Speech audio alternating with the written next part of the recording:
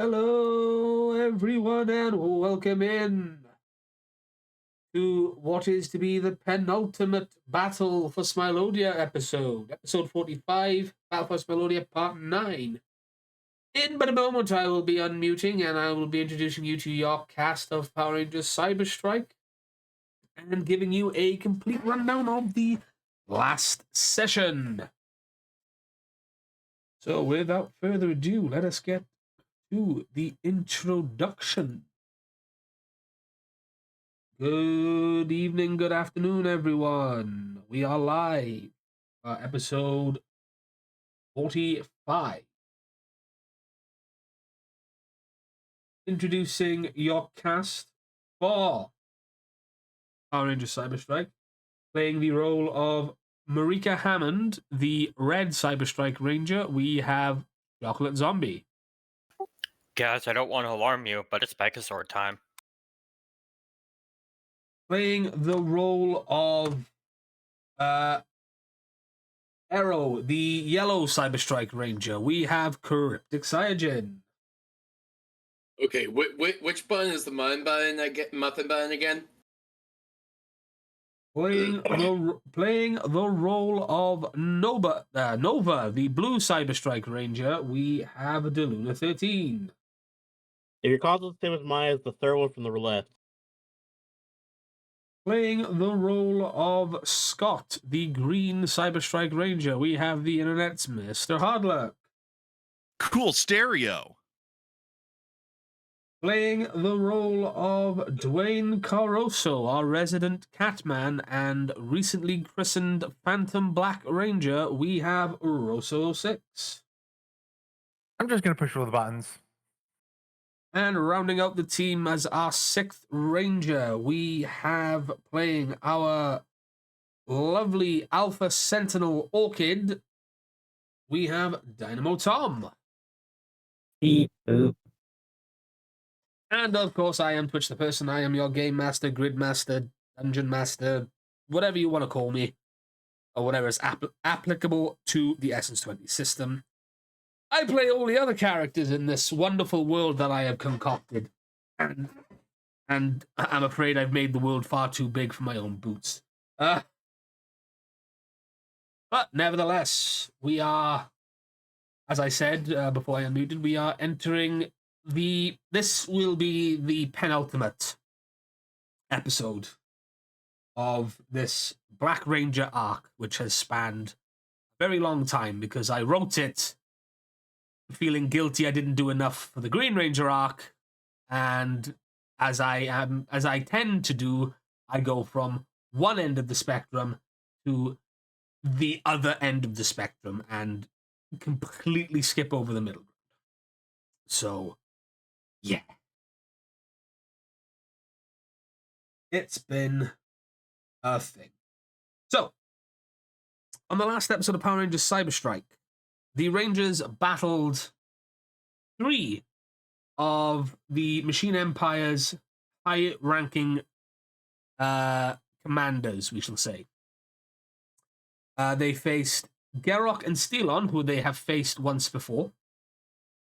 And they also faced Warden Automaton, who's mostly known for overseeing a lot of the Machine Empire prison planets or stations, but this being a full-scale planetary invasion, it seems as if they've brought all their hardest hitters to the chess table.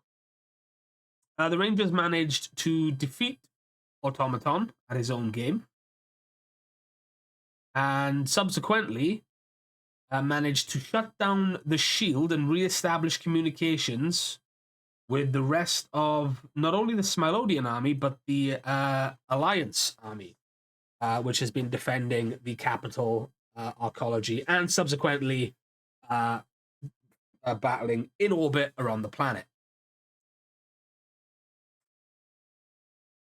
After re-establishing communications, the Rangers received word that a giant figure had sprung up planetside and was now making its way towards the central arcology, this being the visage of Warden Automaton, who, thanks to the aid of Clank and Orbis, was able to grow to giant size. And that is where we left the Rangers just before they were about to call in the Cyber Zone, I believe. Hold on. Before we do this, we have to do this right. Round and around and away you go! I did that last session. I did do know, that. but I did it last session. It makes no sense to do it twice. How dare you? No, you got to do the thing where the cold open takes parts from the end of the last episode. yes. I'm not that tropey. God. You just reuse stock footage, though. And, I'm gonna make some reusable maps. I know that much. Ah, yes, we're fighting at indiscriminative quarry number 2. What's the difference between this one and quarry number 1? The scaffolding here is slightly more silver. It's okay. I wasn't here to see it. No, they're yes. like they are. This is the part of the quarry that they left away or left to rot, so everything's all rusted out now. Right. So, you are all currently still in the core room, and you have received this missive. I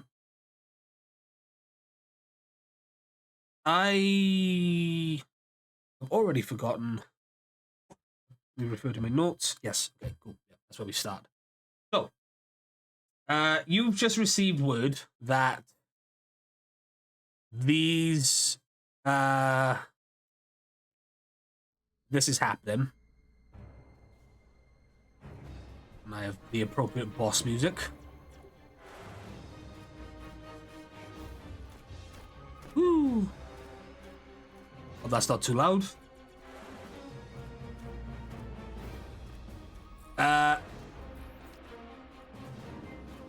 So I'm assuming you are going to call the Cyberzones?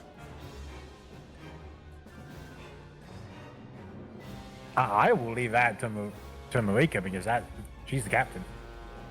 And technically we did that at the end of last session. Like Yeah, we did. I mean, I can do it again if you want. Yeah, do it again, just because. Like that. All right. She'll look to the other guys and just say, "All right, it's time," and she'll open up the comms. CyberStrike, Zords deploy. As this command goes through, Orchid, you receive an alert on your heads-up display from Professor Daxian. Orchid, do you read? Loud and clear. We have lost contact with Commander Kruger and General Caroso. The last known location was down in one of the main hangar bays. I need you to go there and secure it, if you can. The other Rangers can handle Automaton. Understood. On my way. And as you, Marika, Nova, Dwayne, Arrow, and Scott teleport to your Zords, which are now deploying at post haste. Orchid, you are running headlong through the arcology from where you were. You make your way out of the core area which you are, and towards one of the operating lists. You see, as you're running, there's just constant combat. There are party patrollers and cogs fighting Smilodian forces and Alliance forces. You even see some of the special Zybrian forces here. As you make your way through these areas, you will have to descend down past one of the residential areas. And as you do this, there's just combat everywhere. You make your way down to one of the hangar bays. And as you come through, again, there's a lot of fighting going on. There's sparks and explosions going everywhere. There's small fires about. And you hear the telltale sign of flashing blade. And the scene you come into is this.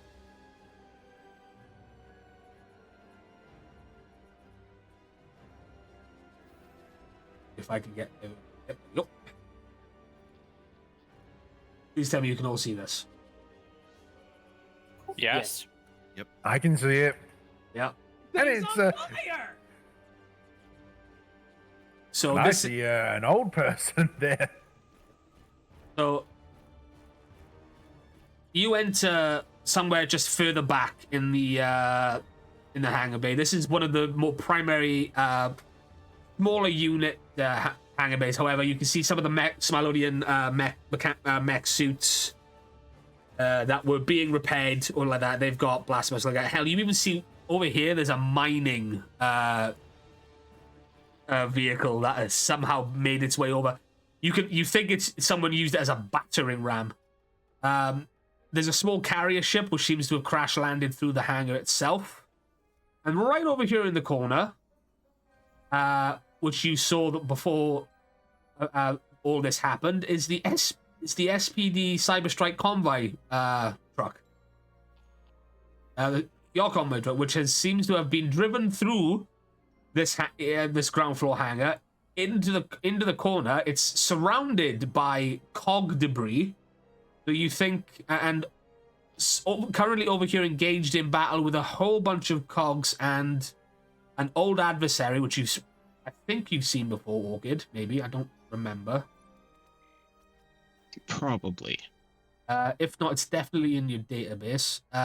Slippery Shark, the Smilodia that was your guide up until he passed away with you. So you have the feeling that he drove this truck through here to stop any and all tracks. There's a mixture of Zybrian forces and Smilodian forces over here. And over on the other side, currently in a standoff, you see Commander Kruger and General Caroso facing off against an imposing-looking machine commander. This is General Venjix, the Imperial Machine Warlord. He is the highest-ranking machine commander of the entire machine empire, save for Gasket and Archerina.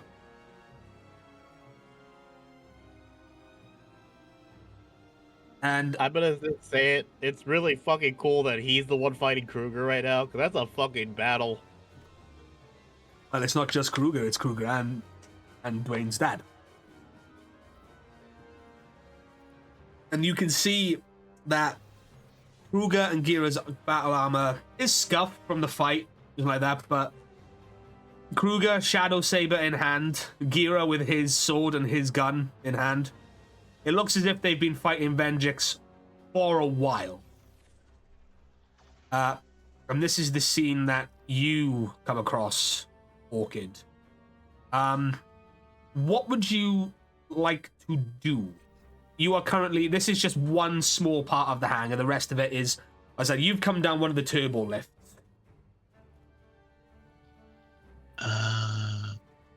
Does the standoff between Venjix and our two OGs over here, does that look like a fair fight? Like they're balanced right now? At the moment, it's as fair as it can be. But again, you get the feeling that you've been sent here for a reason. Like Gira and Kruger have been fighting for a while, and it doesn't look like Venjix has lost any stamina, him being a machine or whatnot. Okay.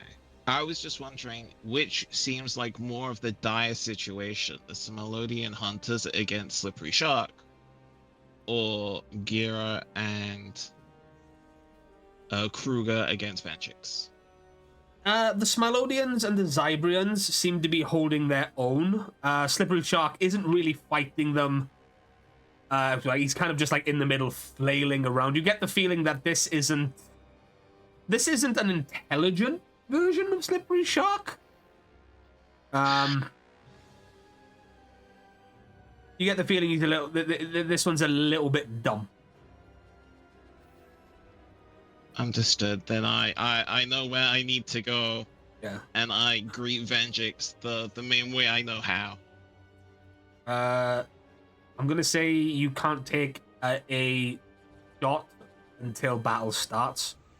That's fine.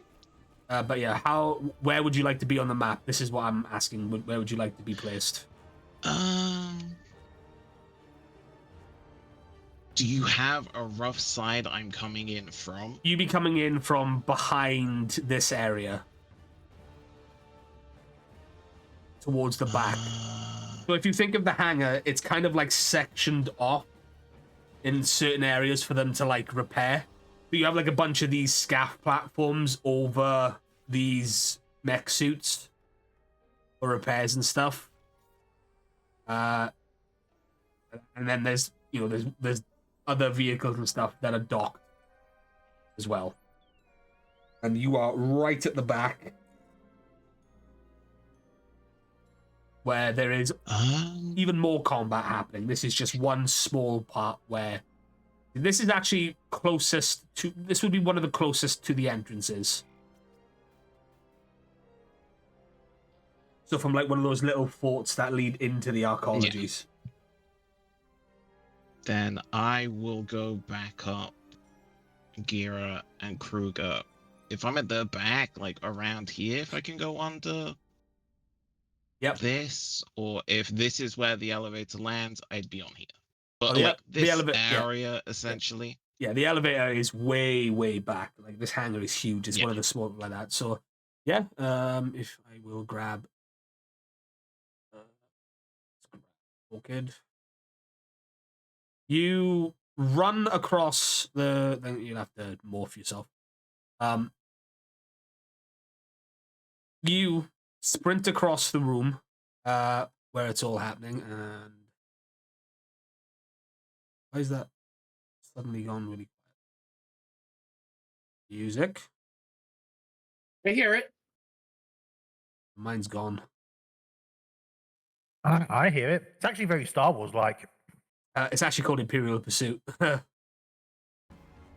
okay, that explains the R2D2 sounds. Yeah. But it was so epic, I was like, this is cool boss music.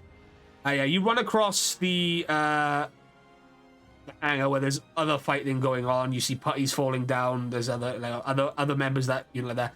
And you land here in a very Power Ranger-esque display, to the point where many quite close to you that are currently close to you. So some of the Smilodian armed forces stop, they turn around. You recognize the Smilodians fighting over here as some of Gira's personal guard. You even notice that one or two of the Zybrians are part of Kruger's special guard. So you basically have some hand-picked warriors from Gira and Kruger fighting in this area over here. And Gira and Kruger take a second to look back and see you arrive. And of course, Venjix obviously sees you arrive, Orchid. Do you say anything? On the way before that, on the way down, did we go back through the room that had my proto blaster in it? For expedition, I'm going to say yes as you ran past. Yeah, I just snagged it on the way past. If not, I didn't.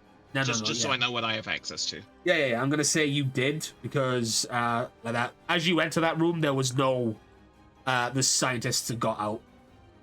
Okay. Yeah. Do you say anything to Venjix, or do you say anything to Gira? Backup has arrived. And then I line up the shot. I get into close enough proximity. They know I'm here. Backup has arrived. So yeah, as the fight towards your, as I need to give us some story points. One. You guys don't need to be in combat. It's the plastic hog. Vendrix regards you closely, Orchid. Well.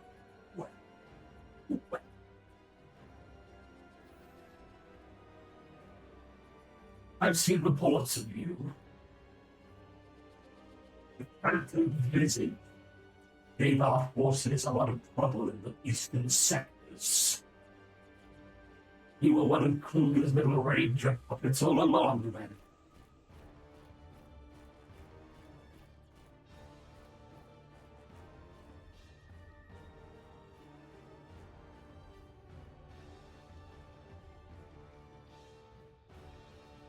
I am no one's puppet.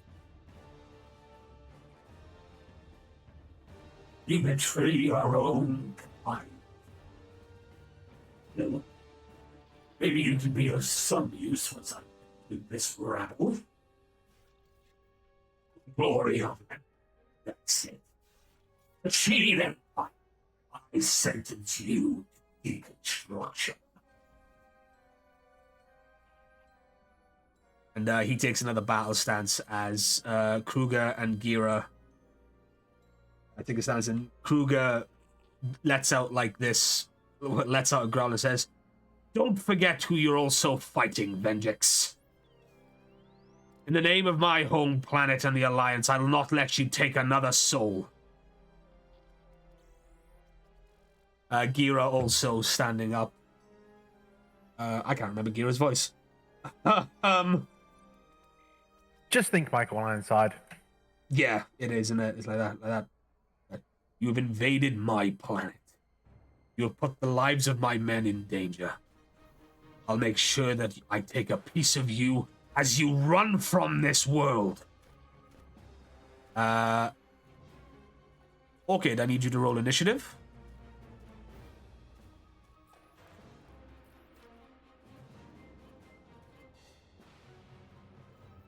It's really funny, actually, because Gira, Kruger, and Vendrix all rolled the same on the initiative order, which is hilarious. Very fitting too, actually. Yep.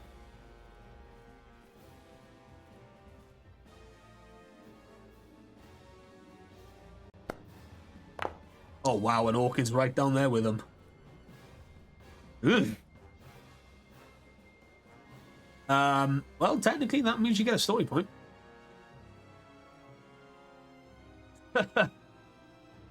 That actually seems very fitting. Yep.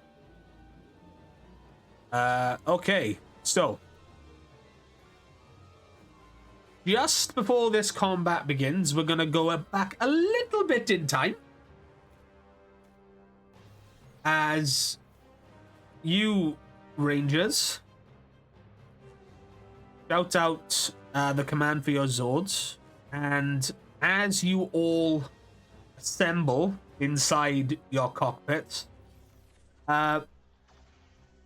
you all fly down from orbit. Your Zords break orbit, come down over and a few, I'm going to say about 2-3 miles away, but running fast towards the arcology, you see Warden Automaton being flanked by 3 quadrifighters. But Dwayne, something happens as your Zord comes through. It's only a small flash. Nothing outwardly looks different. You see the schematics, but there is a strange little red dot going back and forth on your console that you've never seen before. Okay, does that explain why my screen is black at the moment? Because apparently it says I don't have a token for this. Okay, scene. yeah, I was hoping that wasn't just me. Same. We forgot to charge the Zords. No. Sorry, one sec. No, it's not. It's because I need to configure. The lighting is token visibility, and I haven't put. What I need to ask you guys is. Let me turn off token visibility. Yes, because. You see it now? Yep. Yes. Cool. This is what you see. I need to ask you, do you want to assemble the Megazord first, or do you want to go down in your separate Zords? This is a choice that you guys have. I personally say let's do separate Zords, take out the three fighters, and then assemble when we fight the big guy. Works for me. Agreed. Yeah. Okay. Okay, cool. But yes, back to I need to turn back on token vision. That depends actually. Does this set up anything, or is it? No, I don't need token vision for this.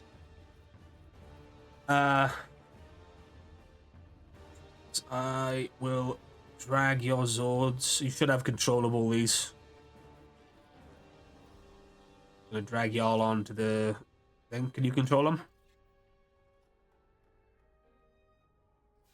Yeah. I can. Just place them where you wish to place them. Yes. There's like this red dot going back and forth on your console, Wayne, you've never seen before. And as you get closer to Automaton, you hear this. Greetings, Phantom Black. The Glyph? Is that you? No, my name is not Glyph. However, I should very much like to meet this person.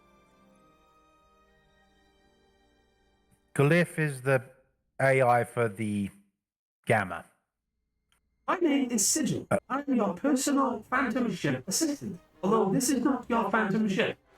I seem to have been plugged inside what I can only assume is a Ranger Zone. This has never happened before.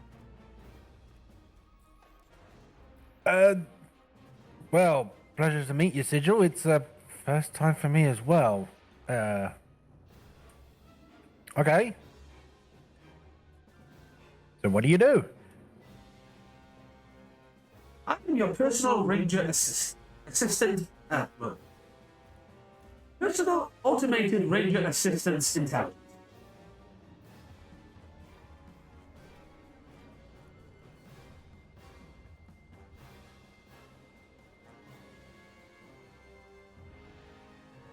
Okay. Well, how do you assist me then? Well, I have never been integrated into a Megazord before. I can only assume this will be a learning process for the two of us. However, if you were in your Phantom ship, I would just be able to plot courses for you and run battle simulations. However, I have no access to that at this current time.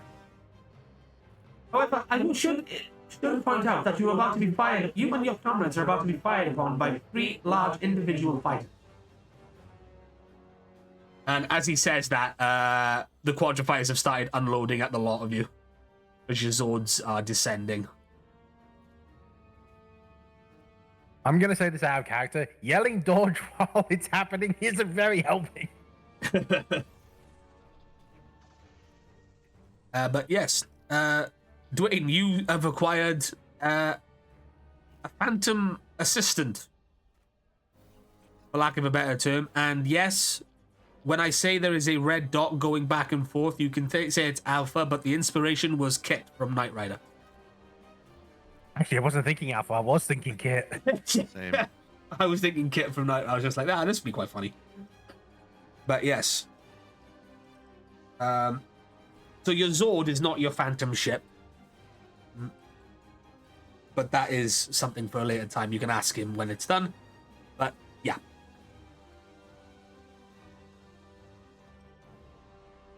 Okay. Right. Well, they threw down the gauntlet. Let's get back at them. I'm gonna need you all to roll initiative.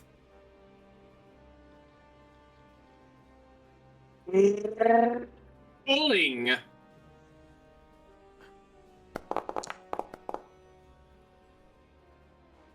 I saw that 20.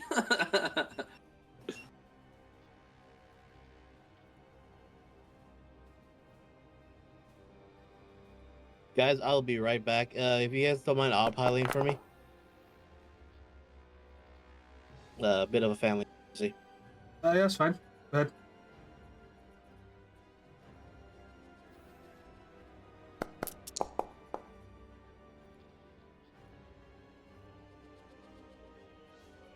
One, two, three, four. Need the blue CyberStrike.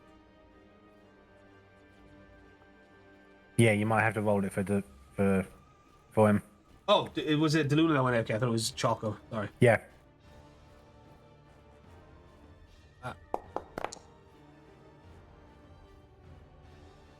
That's an 8. So we got 5, 5, 8, 8, 8, 9, 11, 13, 24. Okay, cool. Yes, so as your Zords descend and Sigil just says over the comms.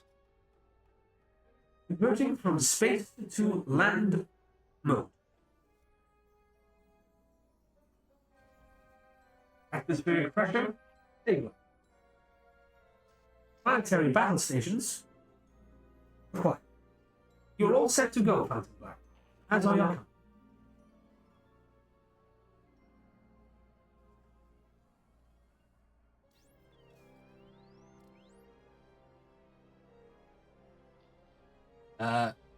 Your Cool. yeah, your ships all change from their space mode to planetside mode. So the blue, yellow, and red CyberStrike Zords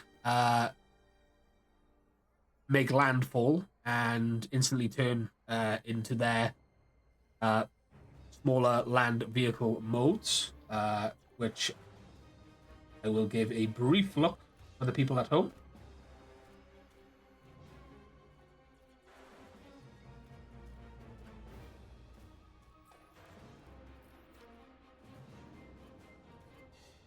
And as the firing stops, as Deluna has gone AFK, I will pivot back to the other scene real quickly. We'll play out there for the time being, if that is okay with everyone. Yeah. Yep, sounds good to me. As we pivot back, we will now begin combat. So, Orchid, your arrival has spurred on the surrounding area like that, but as has the declaration from Kruger and Gira. You begin to see motion just to your right down here as the cogs and the armed forces start battling each other again. This cog going to try and is He's Smilodian. yeah, the Smilodia. Which means he hang up.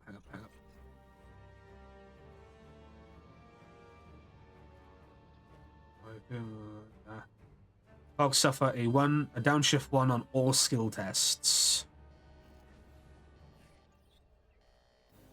So he will be suffering that. He's not specialized, and he is a 1 downshift because he's lost his spear somewhere. 14 doesn't hit the Smilodian at all. So yeah, the Silver Cog takes a swipe at the Smilodian. Remember the Smilodian armed forces over here, but he does not hit, and that's his turn. It's now the turn of the Slippery Shark, as it growls out and just like almost a primal yell.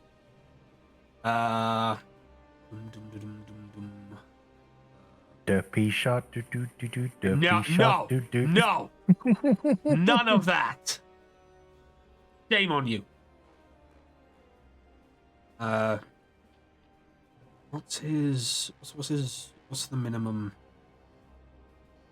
I have to try to remember his weapons. Once the shark succeeds on a boomerang fin hit against 2 targets in a row, the second target is mesmerized by the fin. That creature will be compelled to make its next attack against the first target.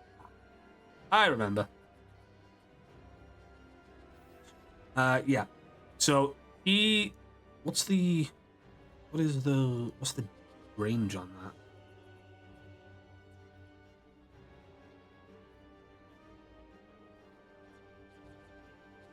What's an athletics? Is it athletics? That shouldn't be athletics, right? I guess it's a throw, yeah. Now that I think about it.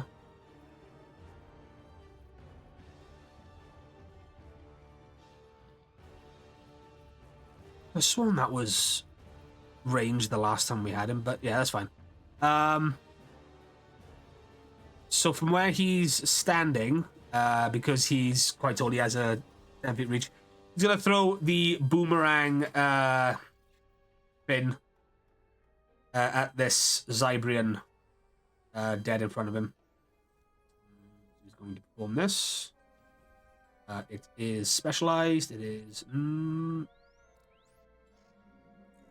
thrown might. Yeah, I get the feeling this has changed. I think this should be might. All right, I'm back. Hello, we pivoted to the different scene. Yeah, sorry about that, family. Sorry. My uncle needed to get something. He's like, "Here, hurry up." Sorry, you don't need to. What was it again? Was it boomerang fin or ramming blow? Boomerang fin.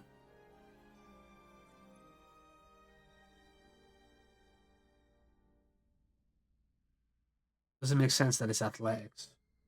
He doesn't have the skill. I mean, if he's throwing it, then yeah, because yeah, but grenades are athletics. Yeah, one second. Let me just double check the. It doesn't actually say. It has D6 reach, toughness, 1 sharp damage. Yeah, let me check the book. Yeah, that's what I'm reading from the book. Really? It's natural weapons. Okay, no, natural weapons is might. That is a D6, yeah. Yeah, I thought so. So at some point I must have just accidentally clicked it off. That's okay, but yeah, so it is might. Because you used it as a ranged thing, you used athletics.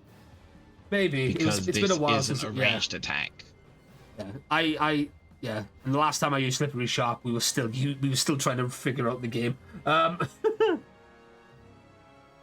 yeah, it's a mic thing. Cool, awesome. It was a time. It was a slippery slope. I will hurt you.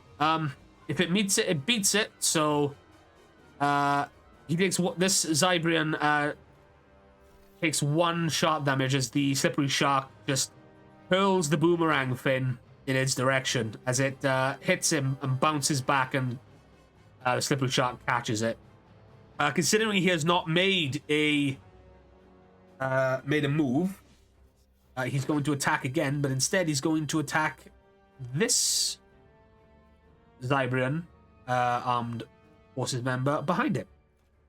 Also with the boomerang fin.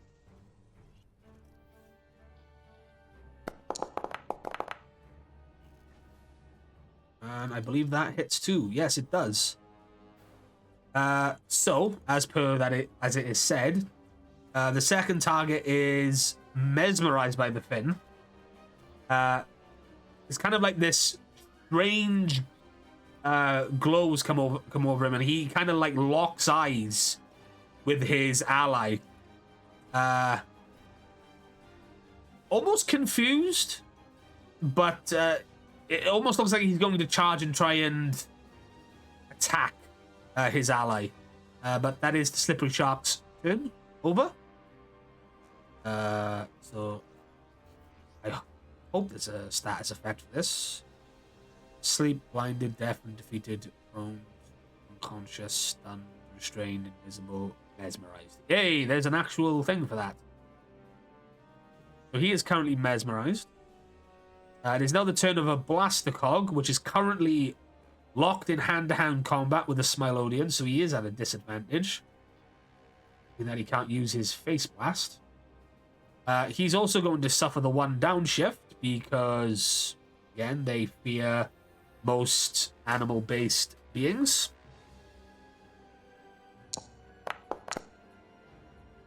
Nothing doing there. It does not beat his toughness and or evasion. He hasn't moved, so he's going to try again.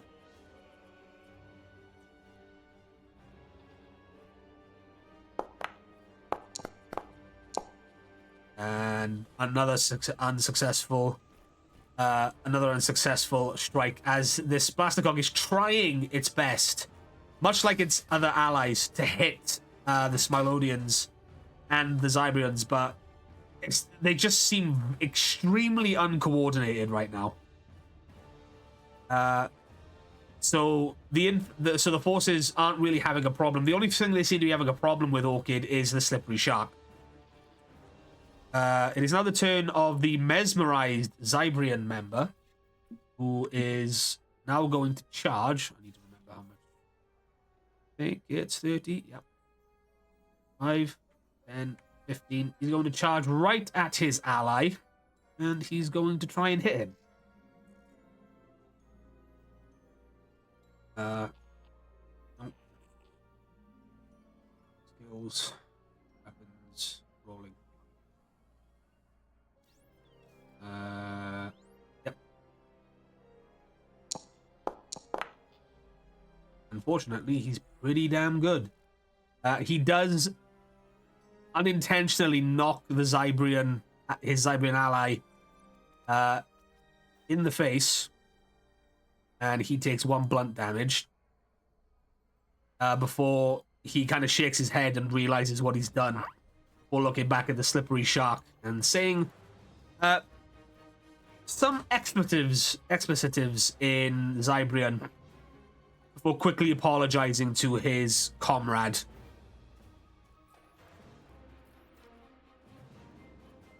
And that is his turn. It is now the turn of Smilodia, and that is locked in battle with the Cog. And he's just going to... he's just going to fight. Yeah, he's just going to go straight up fight him. Close quarters. Smilodian close quarters combat. It is specialized. Wow. Yeah, no, it doesn't. That didn't hit. So he's going to try again. Yeah, specialized. That one might. No, it doesn't beat his toughness. Damn.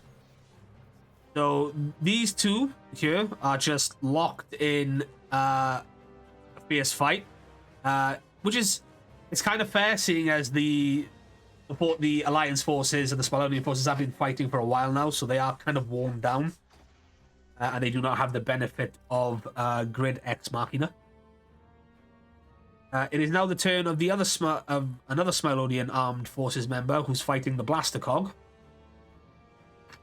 He is going to utilize his Stun Gauntlets in shock mode. Take a swing at this guy, which I believe hits. Yes, beats it by 2.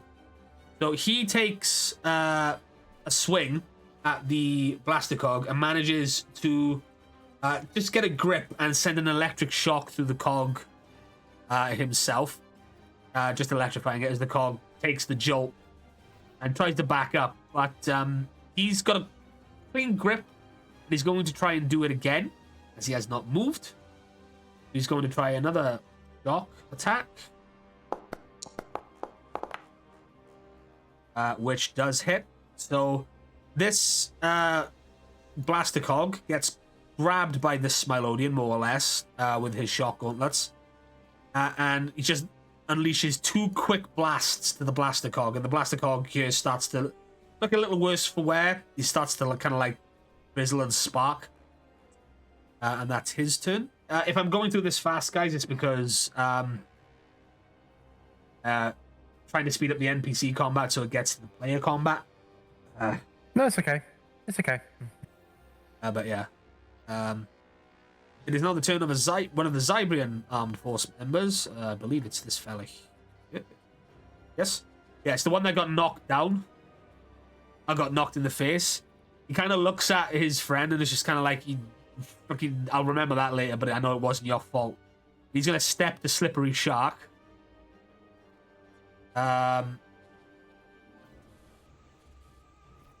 And he's going to again try and... How does maneuver work again, Tom? Just out of curiosity, it's... You can, if it hits, you get to move them. Okay. Usually by 5 foot. So he's going to do that. Take a roll. Ooh, crit 13.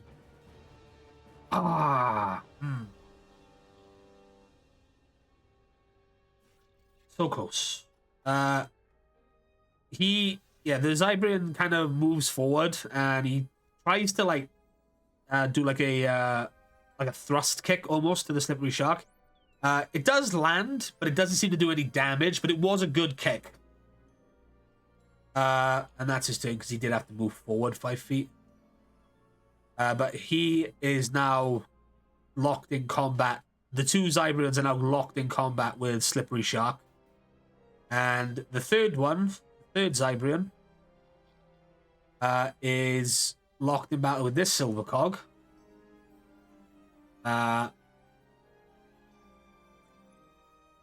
He is going to try... Yeah, he's just going to try and take him out straight away. Unfortunately, nothing doing that. And he's going to try again one more time. That's the cog. He's switching. And again, not much luck. So the Zybrians... So what you can see on the battlefield here, Orchid, is that the Zybrians having a little bit more trouble fighting the cogs with their style of fighting. Zybrians are known to prefer ranged combat unless they specifically train in close quarters combat. Whereas the Smilodians are like really good at close quarters combat. Using this knowledge, could you please make me a survival roll, please? Which I believe for you is a flat d20.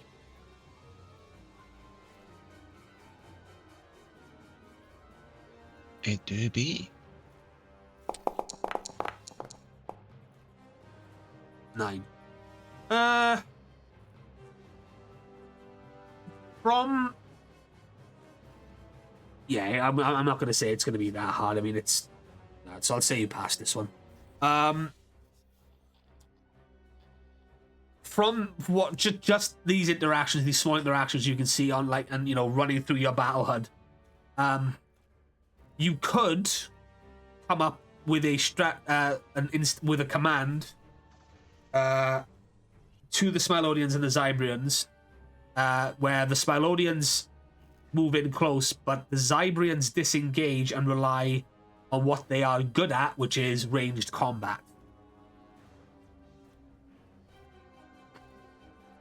That is something that you could command them to do on your turn. Sounds good. It is now... this is just you coming up with an efficient battle strategy. It is now the turn of the Blaster Cog, and he's gonna do a blast. 25 feet, 20 foot. This 30 to 60 foot. So they are well within range.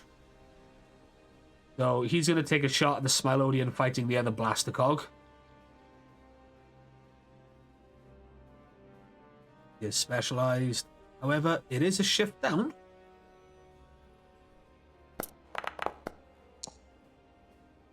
Damn. Wow. Even with specialized at a shift like that. So he takes a shot at the Smilodian, and it kind of flies past his ally and flies past the Smilodian, as the Smilodian is now kind of using the other blaster cog as like a shield. Kind of just like, not letting you hit me. As the cog goes for another base blast. 14. Does not hit, no. So, as this blaster cog is trying to take out this Smilodian, the other Smilodian, he's kind of just held on with like his excuse me. He kind of held on, and he's kind of just like, the other cog doesn't want to destroy his ally, but he's also trying extremely hard to take down this Smilodian. It is now the turn of this silver cog over here. And he's going to be trying to take on this Smilodian here, but he's going to use his spear. He's the only silver cog with a spear still, which gives him the 10-foot reach.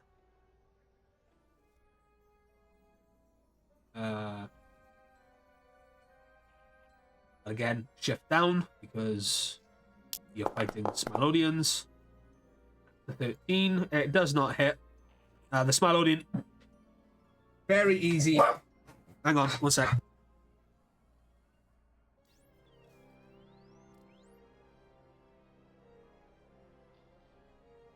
I do apologize. My firework just went off, and my dog is now going mental.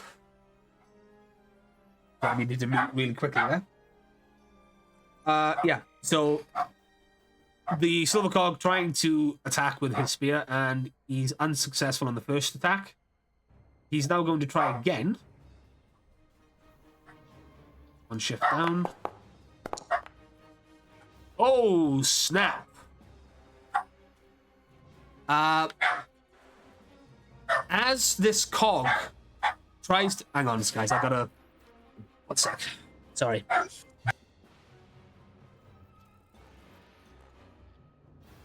Doggo is the spook.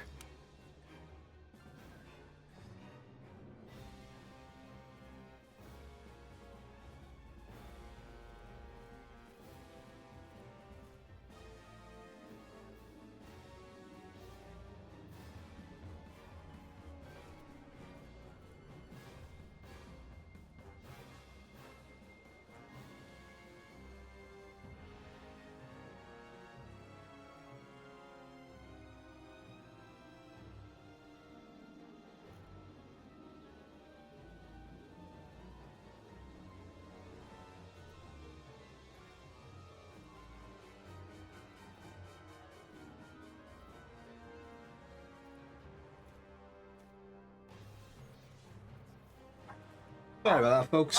I can't stand it when the... She's gonna be barking all bloody night now. Where was I? Yeah. So, as the silver cog goes to attack the Smilodian one more time with the spear, the Smilodian grabs onto the spear, pulls the cog in more or less, and then drives his elbow down on the spear, breaking it in half.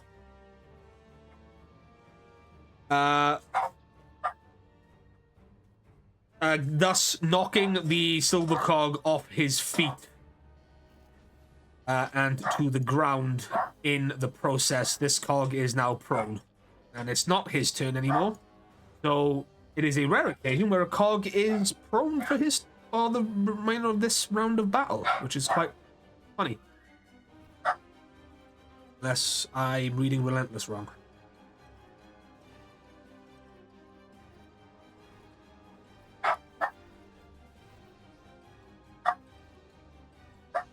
I know it's a free action, so he can get back to his feet. My bad.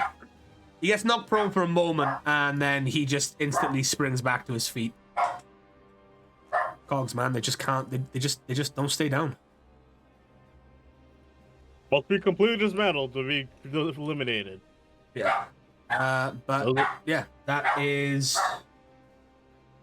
That is the turn of the... Yeah, sorry, guy. I do apologize for the dog in the background. I can't stop her because fireworks keep going off. One sec. Why are fireworks going off in the first place? That's Because people are stupid.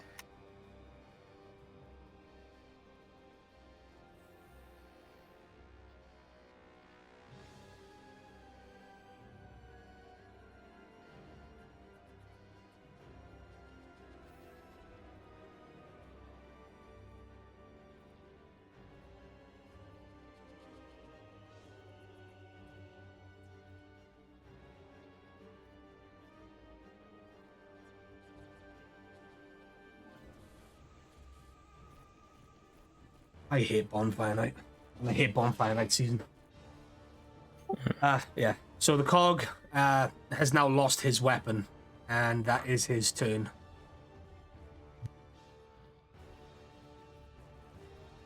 It is now the turn of the Smilodian, and he's going to go straight up to the cog, and he is going to... he's just going to try and take a strike at him.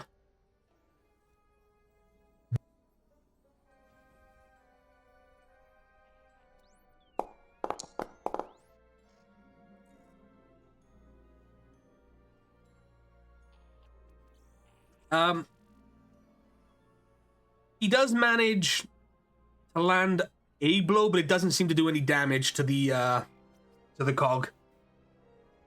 It's almost as if he's kind of like trying to find a weak spot. Oh no, I've got a sneezing fit coming on. Christ, now. Welcome to the session where everything is going wrong. And it's not tech issues, it's human issues.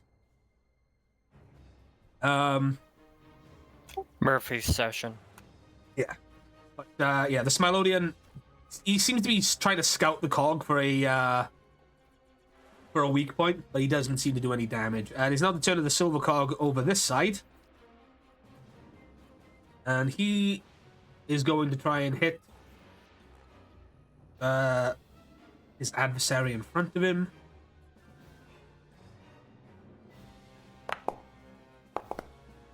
16, 17, he might hit the Zybrian. Yes, does. He manages to land a hit on the Zybrian. Straight to the gut. Just a metal fist straight to the gut as the Zybrian kind of like doubles over for a second. And he's going to take another shot. This shot, he's going to take try and strike. Oh, yeah, that's... Yeah, so this cog takes two very well-placed punches. And this Zybrian gets knocked down. He's not... he's defeated, but he's just kind of knocked out. As the second punch kind of like rings across the side of his temple and knocks him to the floor. For all intents and purposes, he is defeated, quote unquote, but he is not unalived. It is now the turn of Gira Caroso. So Gira Caroso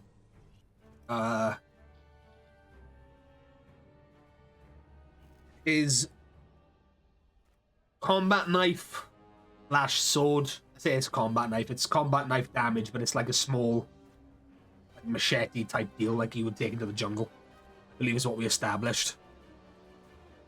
And his blaster, his laser pistol in hand. He is going to charge headlong towards Venjix. 5, 10, 15.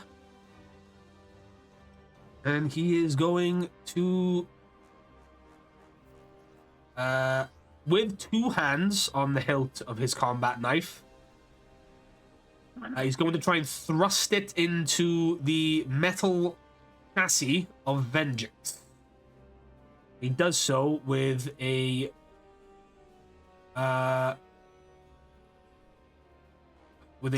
warrior's cry. Did we say he was specialized in that?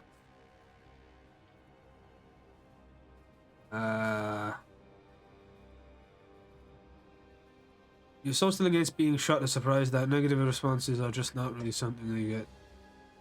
The attack or effect that targets you emotionally automatically suffers a snag. That's one of his perks. Inspirational leader. You inspire after you succeed or critically succeed at a skill test in view of allies and teammates. They gain 1 upshift when using the same skill until the end of the round. Outside of combat, you can lend assistance. See page to any individual who considers you leader if they don't have any ranks in that skill. Ah, yes, I remember. Is that a homebrew one, or was that one that's in the books? That's in the books. That is in the books, isn't it? Yes. Okay. Cool. What is the combat knife? It is a might skill roll. So this might be good for Mr. Kruger. This lands. Oh, that's unfortunate. Yeah, that's a nothing doing. Yeah, but it's also something else. It was a. It needs to land and be successful. It needs to be successful for the perk to take effect. But yeah, Kira runs forward and he kind of like goes like that, but Vengeance kind of grabs the blade before he could, and Kira's kind of now just kind of locked there. Not backing down. It is kind of just like, this is it. This is the climactic battle here for Gira. He's like, I don't care if I die here. I'm taking you with me. He's got that kind of look in his eye. It is the eyes of a high hunter. And he's kind of like made peace with himself, kind of like as all warriors would. It is now the turn of Anubis Kruger, who, following in his allies' footsteps, it's actually quite okay when you see this happen. It's actually quite surreal to see, even though Kruger and Gira have never fought together before in their entire lives. The fluidity in which they are teaming up on Vengeance with is almost instinctual to the two of them, as Kruger makes his way forward. So that's 10, 15, 20. And Kruger, Shadow Saber in hand, is going to be making. I could have sworn we made it. Yes, he is specialized. Shadow Saber in hand, it begins to glow as he takes a swing. 23. Oh.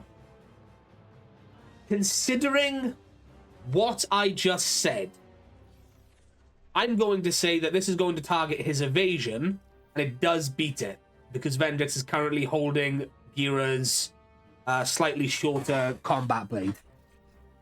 So as that happens, Kruger runs in with his Shadow Saber, and this is an armor-piercing effect.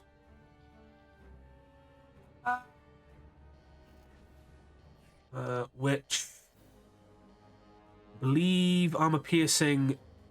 What's the effect of armor-piercing? It's in my journal.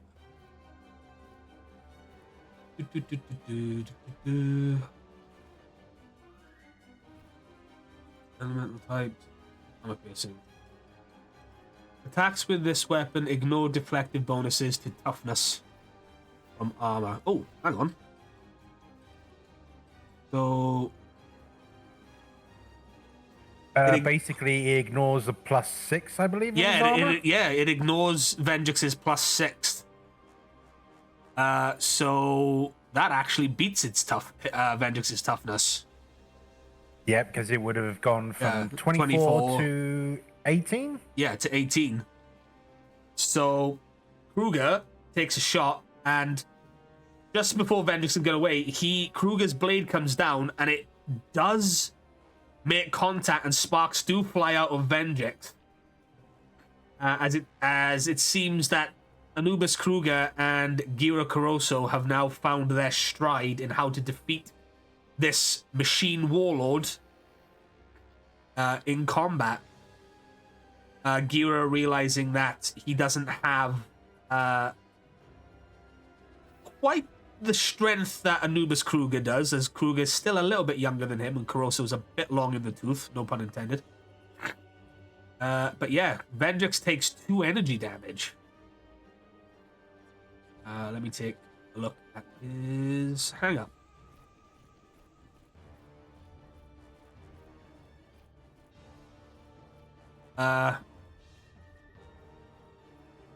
Although Vendrix is fighting Gira and Kruger, it doesn't seem like he's taken his eyes off you, Orchid. It's almost like he's become hypnotized by your presence. And this is because General Vendrix spends every waking moment when he's not fighting studying the morphing grid. For a moment, he studies Kruger's Shadow Blade, but he kind of writes it off.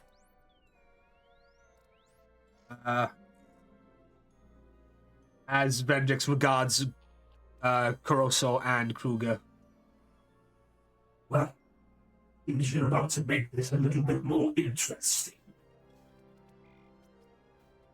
Well, let this spark your brains. As it is now the turn of General Vendrix. And boy howdy does he have a list of attacks. I need to get the sheet up for this one. So, good lord. And he is specialized in basically everything that he does. I'm not going to lie, he is a bit of a monster. So he...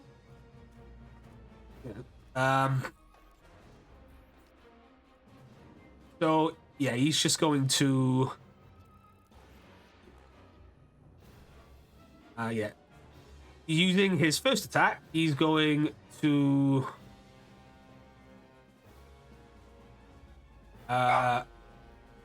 with his clawed fists, he's going to... I swear to God.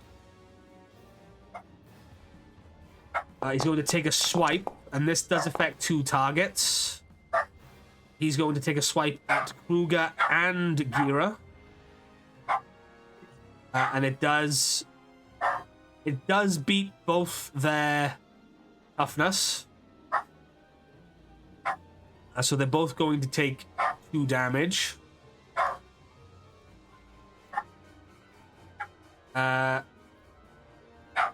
And he's now also, and considering he hasn't moved,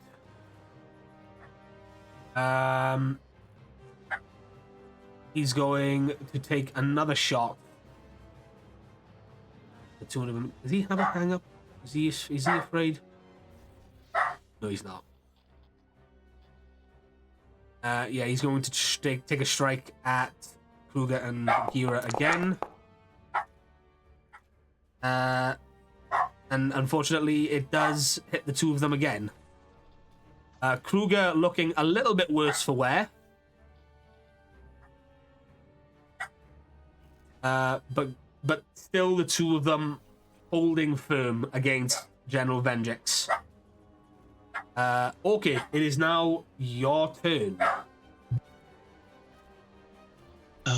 For me to help reorganize the troops, is that going to cost me an action? It's a free action. Free action? Yes. Then surveying the situation. Hunters push closer.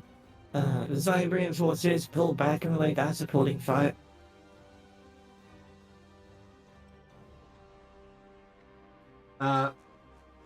The forces on your right that are currently engaged in battle take note of what you just said, and they nod, considering they've just been ordered by a ranger. It's like, well, the only other two people that we normally take orders off are currently in a fight, so this is as good as anything.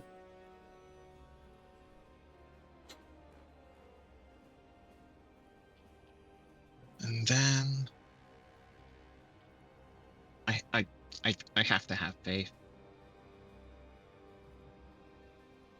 I come down here, noticing the target or the focus is on me. I get close enough to pull attention. I line up the shot. And it is a new scene, right? Yeah, this is a new scene. So I do my once per scene shot because this boy deserves it. Yep, go ahead.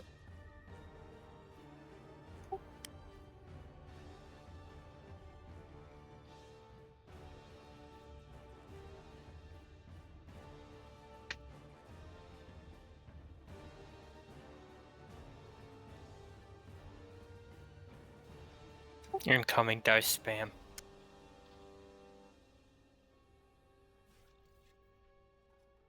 Proto Cyber Blast. Nice bomb.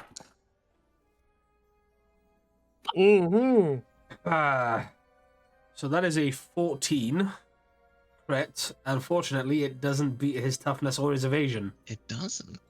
Nope. And I moved. So that's my turn. It should Yep. at least be a distracting shot. He does take note of the shot as it kind of like sails past him. And if he could smirk, you feel like he would. But he's now kind of like fully focused on you, Orchid, even though Gira and Puga are in front of him. I should also roll my maneuverability because I moved. Sure. Because I feel like I'm going to need it. 9. 3. Okay, all good. We go back to the top of the turn order here. However, we are going to transition now back to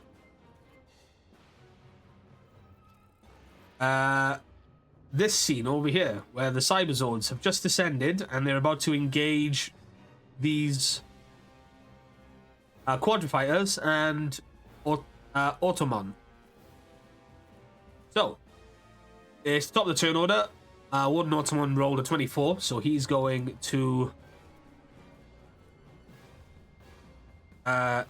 seeing the Zords stand as they have, 80 to 250 feet.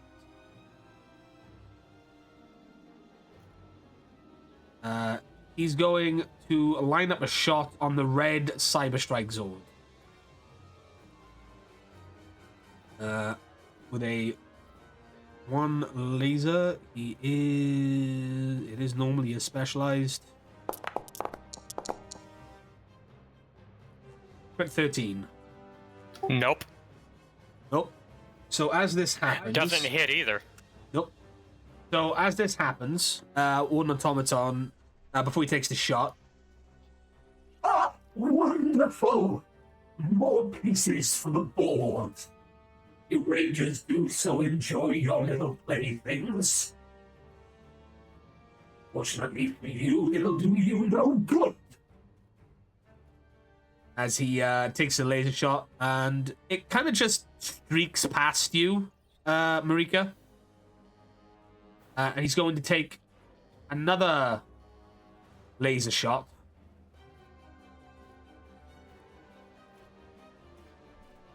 You as well. 14. Nope. Yeah, there's a reason this guy uses swords. Yes, it streaked again. The lasers kind of streak past. You kind of all do evasive maneuvers as it comes along across this ravine. It is now your turn, Marika. Let's see.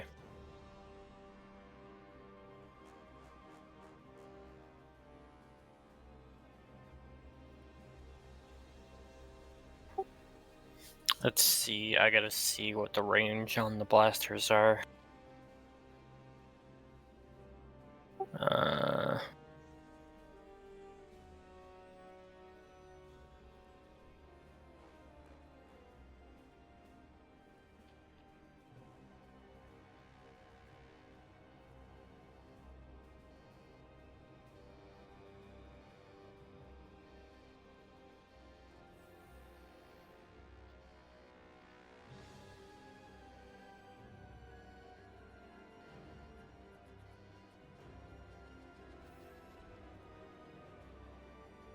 Did we figure out what the range on the blasters for our Zords are? Because it's not showing on my sheet. It's 50 to 120 feet. Your Cyberzord blasters are. It's, if you look just above, it says Cyberzord blasters 50 to 120 feet to energy. Okay. So.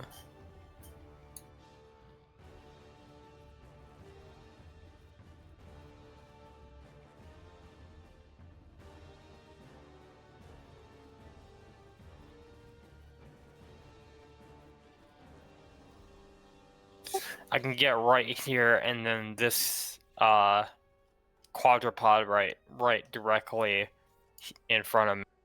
So the one in the ravine, not up on the cliffs. Yeah, he's within range, so I'm gonna blast him. Yeah, sure.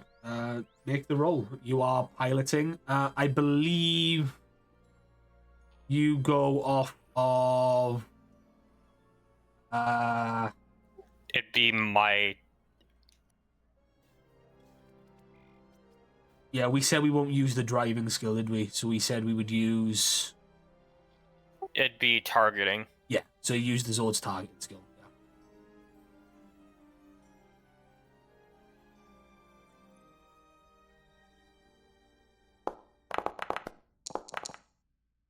Yeah. 19.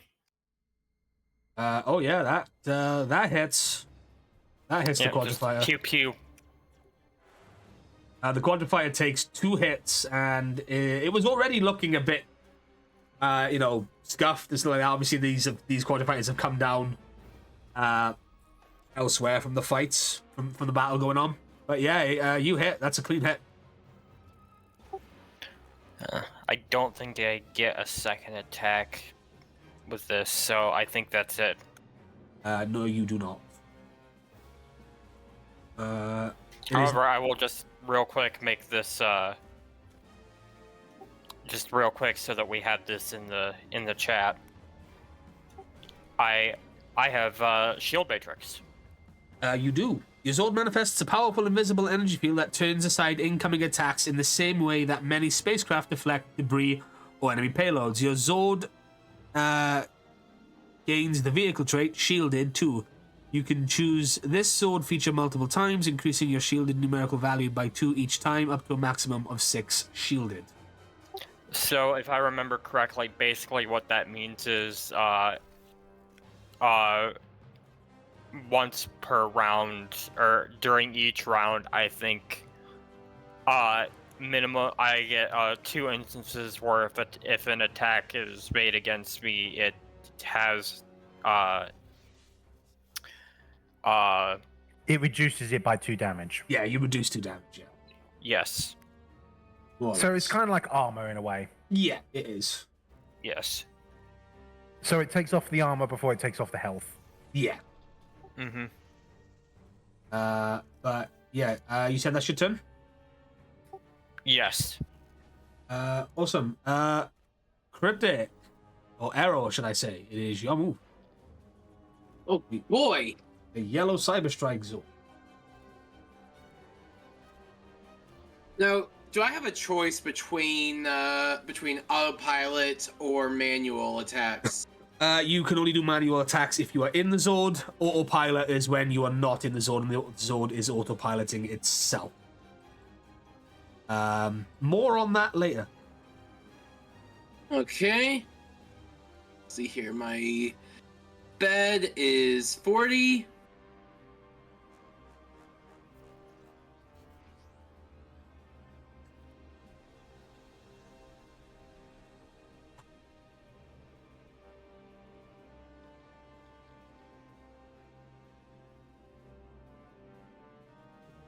But that's not mine. I was going to say, that is the red CyberStrike Zord you are currently targeting. You get rid of that. Can you get rid of that radius marker? Just go over it and press escape. What is it you're trying to do? I was trying to measure my. So yeah, get rid of that. So there should be a little icon in the middle of that radius that you've just made. go over it and just press escape on it.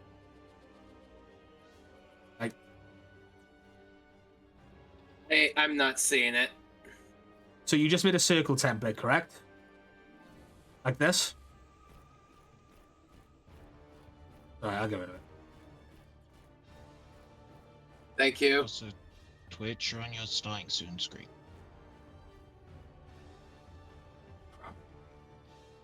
That's the wrong one. Oh my god, everything's going wrong. This frickin'...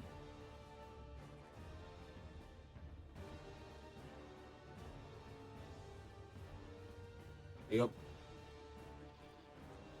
Right. Okay. I don't think I have enough movement to do a melee attack.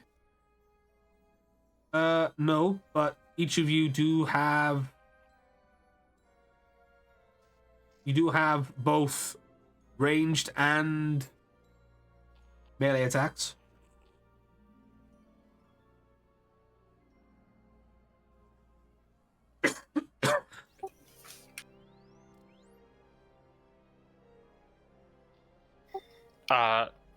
I posted the shielded trait from across the stars, so basically that's... Careful when you do that, because it zooms into the map.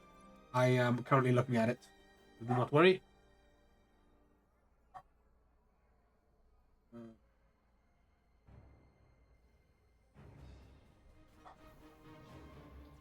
I think I moved that correct. Is 8 spaces by 40 feet?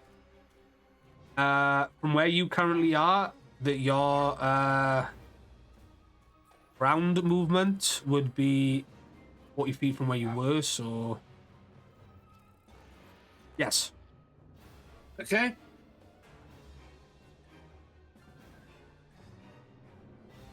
I will go ahead and do the a Zord Blaster.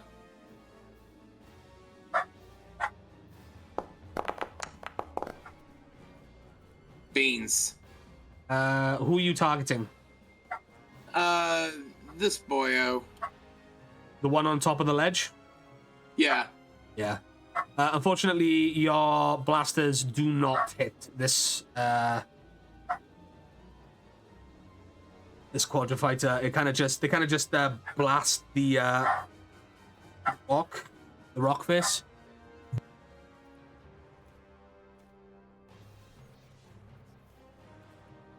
Is that your turn? I believe it is. Alrighty. I need to get the combat tracker back up because I accidentally closed it. It is now the turn of the quadrifighter on the opposite side. And he is particle blasters. It doesn't say how. Doesn't say the distance of damage type targets to the. Do we put in a minimum?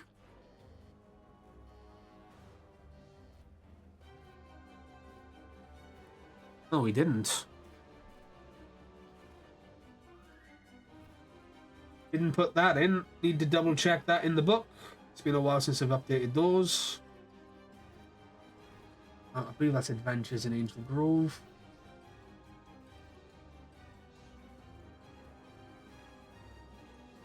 Yeah, Adventures.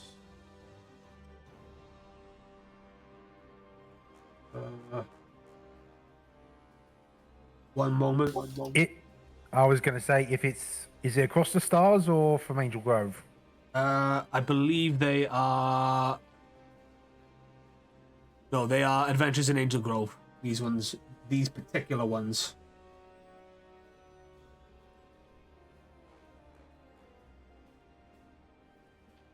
There's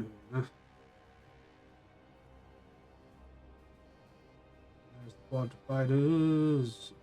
God, this is in. I think it's in.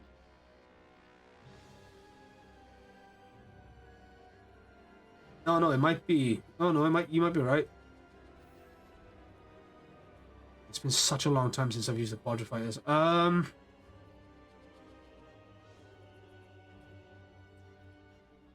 No, it is across this.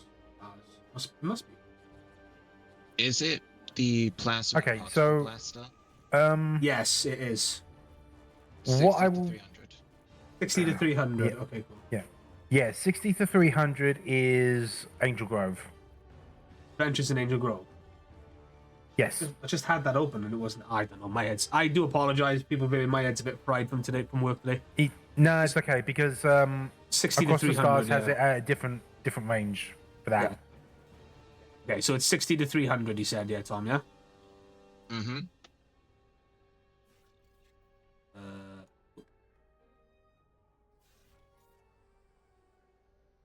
Well, yep. You are out of range of the minimum, but so you are still within range. Red, believe yellow. You are still in range. You are at 120. I believe you're all within range here. Yeah, so you're all in range. So this quadrifighter is going to take a shot at you, Dwayne. Okay. Specialized, blah, blah, blah. 22. Hits, but I've got shielded. Cool. That means I take you take 2 damage off, right? Yep. Which means, yeah, you don't take any damage this time, so 2 blasts hit you directly. Going by what Choco posted in it, it's not that it takes less damage, it is the attack suffers a snag. Mm-hmm. Yep, Oh. so per each turn, the listed number of attacks the listed number on the shield itself, shielded 2. The first 2 attacks against me or the first X attacks against Dwayne are all a snag. Okay, let me mulligan that roll then. Sorry. Got 15 different. I was reading the wrong freaking one. Ugh. I don't know how people DM professionally when they got to keep all these rules inside their head. So yeah. So yes, he's gonna suffer a snag on that one. I do apologize. You're doing your best, man. That's all we can ask for. No. Snag. Oh yeah. Yeah. He is going to actually suffer a misfire. So on his next, so these shots kind of go off, but there's almost like a malfunction. On closer inspection, Dwayne, you can see that this quadrifighter looks a little worse for wear. Actually, it seems that it's taken a couple of good shots from your allies. And on this one, he's going to suffer not only a snag but a shift down on his next attack, considering he didn't move. And that's a 3. Yeah, so nothing doing there. That one also doesn't target your shielding either. This one just misses completely. I'm not going to make you use 2 instances of your shielding there, especially because he fumbled. So yeah, this quadrifighter is just kind of just like, what is going on? However, all of a sudden, Sigil pipes up. Handsome Black, I don't wish to alarm you, but it appears that you are being fired upon. Yeah, I know. So I'm kind of doing my best not to get hit. Your recent movements are quite contradictory to what you are saying. However, if this is how you fight, I shall log it in my menu. Yeah, sorry, Rosso. He's a smarmy piece of shit. Yeah. No, I was gonna say he has very R2D2 type behavior to him. The cynicism is real with this one.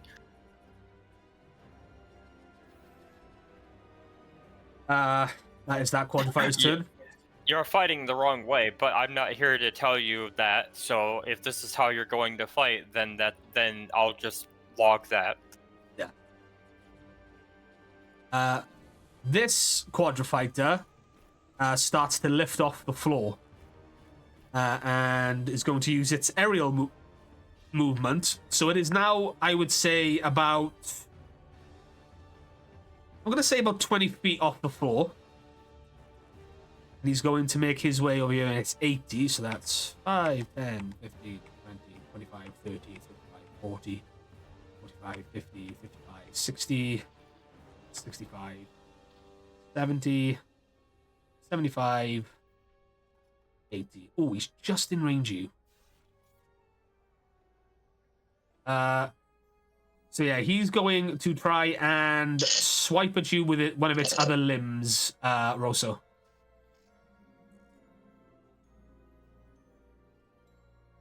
Okay. This will be at a snag, I'm assuming, because you are shielded.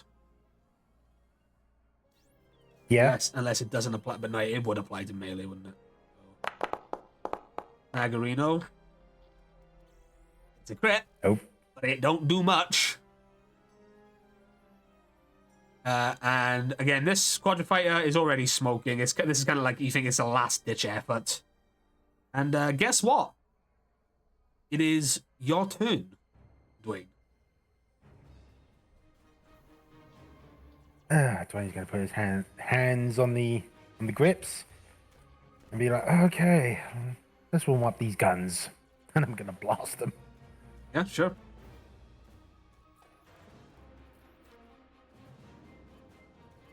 You're just gonna use the the Zord blasters, standard. Woo!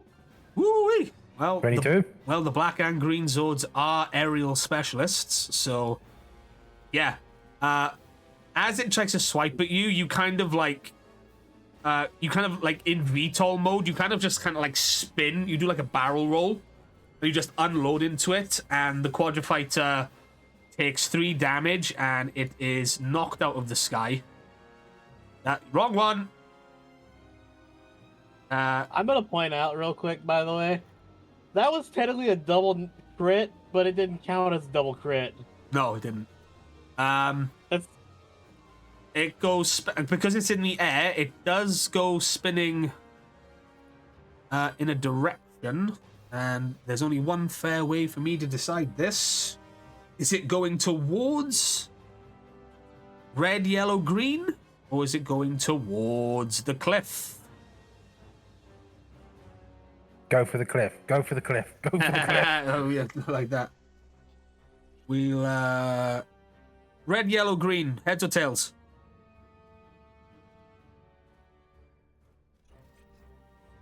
Heads, fuck it. Ooh, you lucky fucks. Yeah, it's going to go for the cliff. So I said 20 feet up, right? 5, 10, 15, 20. And it crash lands there. And it is now on fire. That's the wrong one. Asset tiles. And it starts... It lights on fire, and it's incredibly hot. Oh, is it not going to let me do it? They're not let me go above. He just goes kaboom. He goes kaboom, and there's now blue flames surrounding it where it was. Oh, I thought the tiles would be above. That's annoying. Did we rule on explosion radius or no? It would be an explosion radius, I believe, when it crashes. Aha.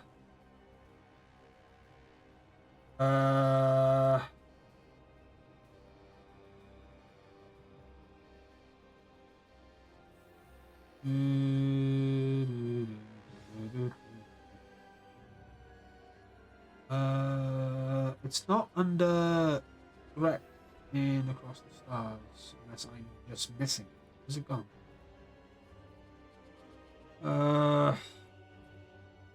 Can't remember the ruling.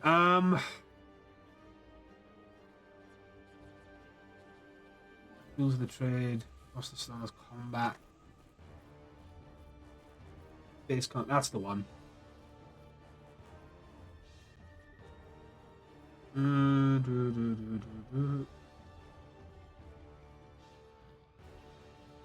I believe it's 30 feet.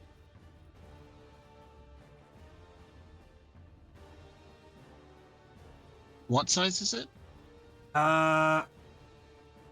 It is. It's huge. I believe it's 30 feet if it's huge. 30 feet from the edge of the vehicle's footprint for 2d4 damage. It's 30 feet if it's huge. Oh. But remember, it was 20 Huge. feet in the air.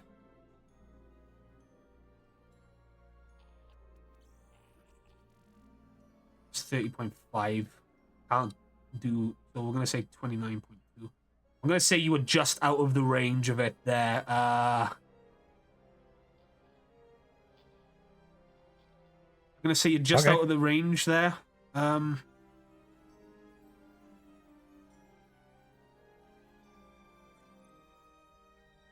Dwayne, because you were in the sky. You are one of the flying Zords after all. But yeah, is that your Yep. turn? Oh no, you didn't move, did you? No, because I haven't moved. So the guy, well, the quadrifier in the top left, I'm going to blast them as well. Sure. Can you reach? Are you in range? Just about, basically. He's just within the 120 feet of my guns. Okay, cool. Yeah, sure, take a shot.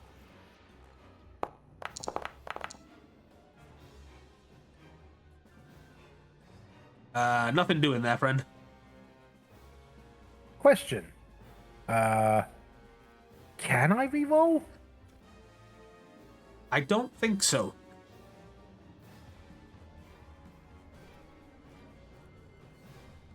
If you're trying to think about using your grid thing, this is not your Phantom ship, if you remember. And I don't think the Phantom ship has that.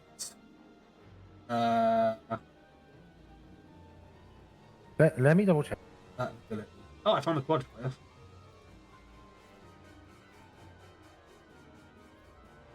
Phantom Ranger was across the stars. I know it's across the stars. This is where he was introduced.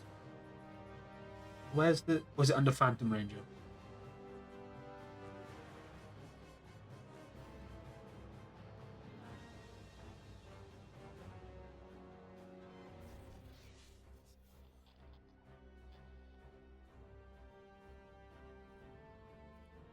Right. Okay. No. I found what it is, but I do not have access to it yet. Okay, cool. So there is the Phantom Focus, and I get one at level 10, and I get another at level 15. There is Phase Defense, and then there is Ship Integration. That's And only... Ship integration is while piloting your Phantom ship, you connect your Phantom key or focus, make the vessel part of your Phantom suite. That is what I was thinking, but that is for later levels. Yeah, and it would also be for your Phantom ship, which your Zord is not. Again, more on that later. You'll get that. Then yeah, that's it for me. Yeah, okay, cool. Nova, your move. Okay, since I've been planning this for a while, just so I can save time. That was 2, 3, 4, 5, 6. There. So you can get a nice clean shot. This boil over here. Yeah, sure, go ahead.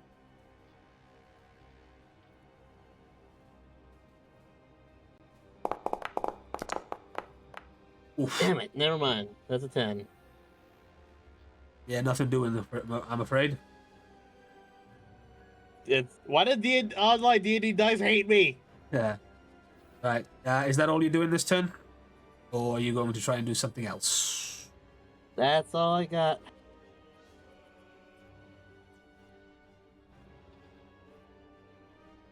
Okay, fair enough. Scott, your move. Hi. Hello. Let's see. How far away is it? God, it's so small. I can't even friggin' see it.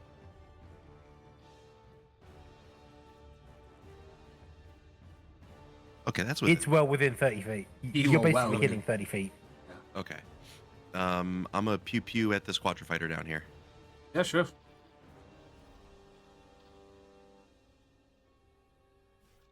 Standard blasters. Take your shot.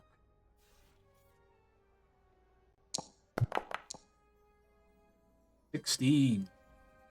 Yeah, that hits. Ooh, that's 2 energy. Can I shoot again in lieu of moving? Yes. Great, I will.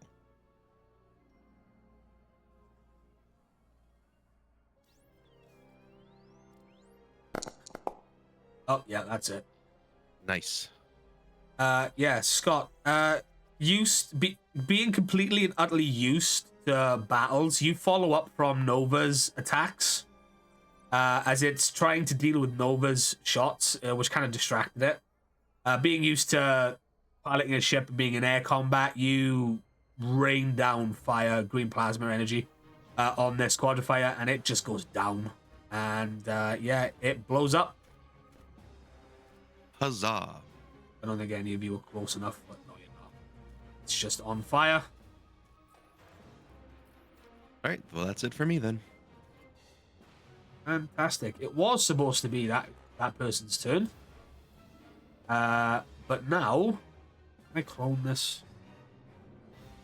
We'll see. It is now on fire. We now go back to the top of the turn order. However, this is for all of you. You receive a transmission. But it's not coming through clear. I'm going to need you all to roll an alertness roll, please. This is a group roll. I want to see if you can trigger this, because it will be fucking awesome if you do. Is this a perception one, or? It's just alertness. So that'll be on our sheets. Yes. Oh, I was doing the No, not Zord Zords. Roll your alertness, please. You as Rangers. Thank God, my alertness is a lot better for that one.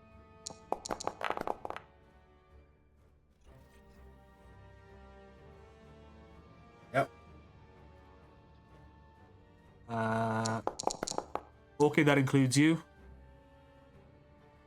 There we go. I don't see it.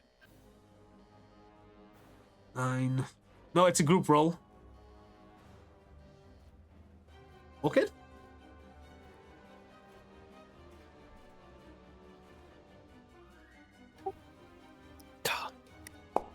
There we go. There it is. Yep. Well, you all got it. You receive the. You did pass, so you receive the following transmission.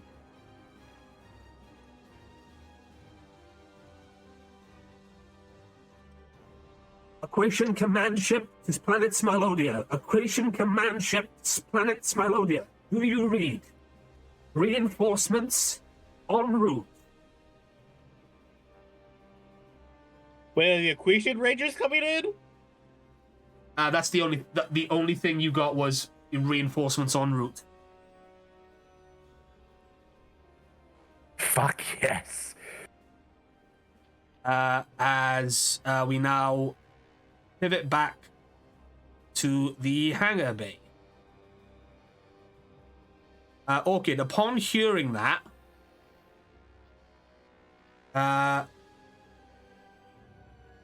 you notice that Commander Kruger and Gira both look back at you and look over at the situation on the right over here. And they disengage from Vengex. The two of them kind of jump backwards towards you. Kruger kind of swipes the blade down and addresses you directly, Orchid. He just kind of goes, Orchid, we've been fighting too long. The Alliance forces need our help. I trust you'll be able to handle this from here on out. Understood. I just nod. Yeah. As Vengex kind of points towards the two of them. Run away, you cowards. And Gira kind of like points his gun towards him. It doesn't take a shot, but it's just like a good commander knows when to retreat and help his forces. Besides, we both know that you're no longer interested in myself or the commander.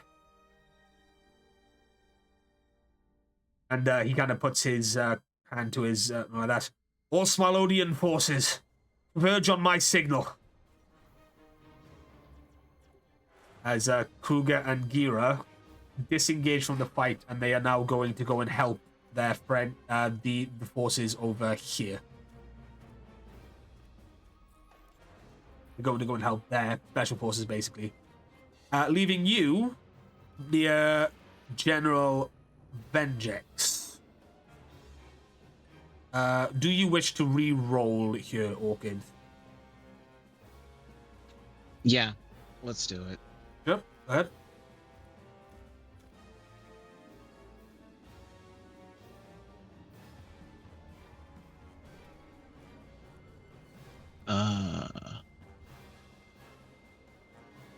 I can't re-roll my initiative. Don't you have to roll that for me? Oh crap! Yeah, I might have to. Yeah, maybe. Any shift ups, shift downs, specialized? Do I need to know of? Nope. Not unless the scene dictates so. Nope. That's a 17. You go straight to the top of the turn order.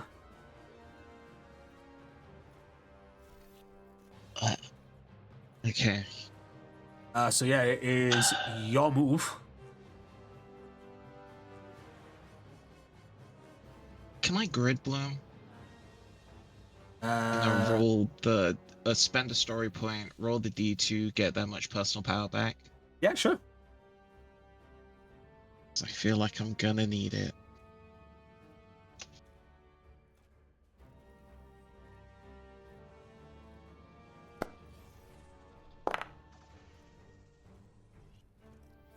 It's enough.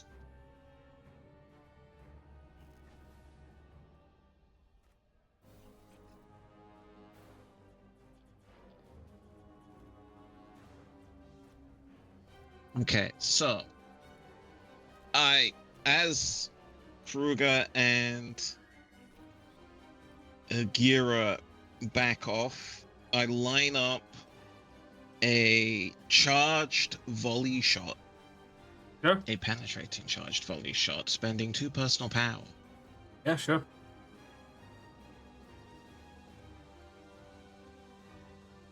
Let's just confirm. Yep.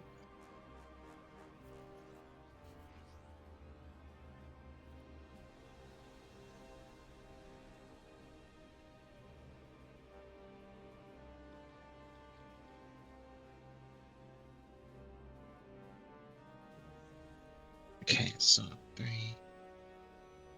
I'm taking aim.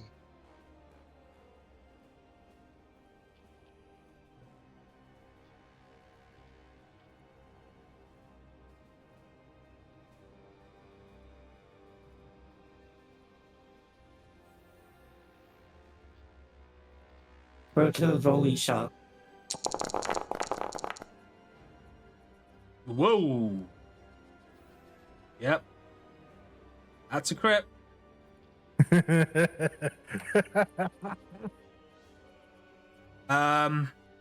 Yeah.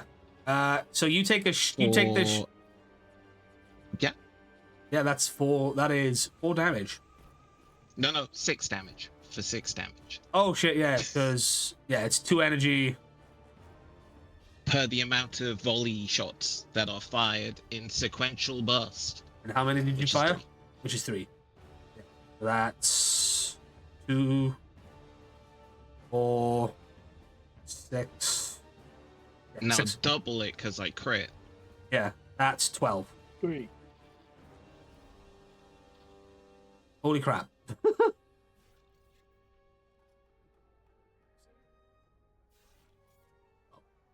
I wasn't there, so I'm gonna ask, who did he hit? Vengeance. Vengeance. Oh shit! Yeah, that hits, and he's looking very, very now worse for wear. Okay, and you see steam coming off the sniper as it is fuck it moment, charging up another shot of it. Yeah, sure, go ahead.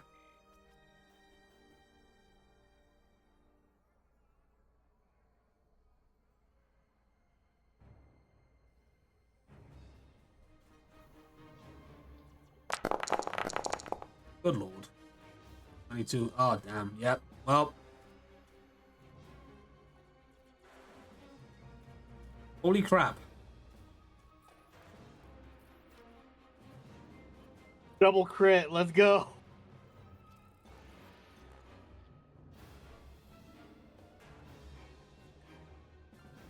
I'm just gonna point out the captain or the commander gave her an order, and Oregon fully said okay.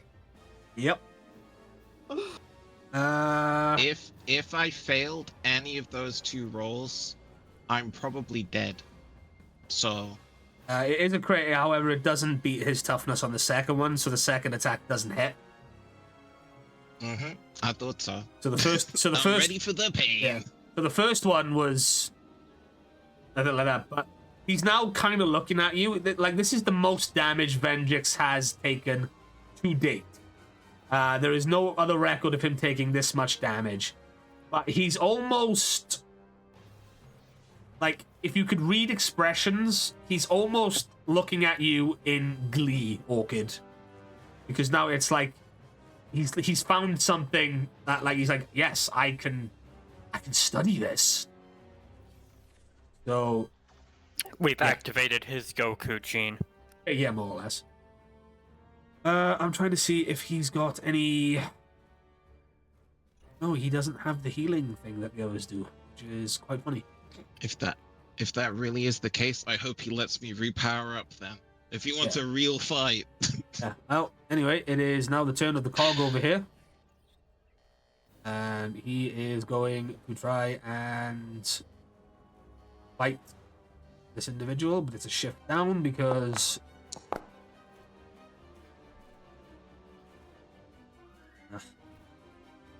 yep, it's a shift down. 11, does that hit? Nope. Wrong forces.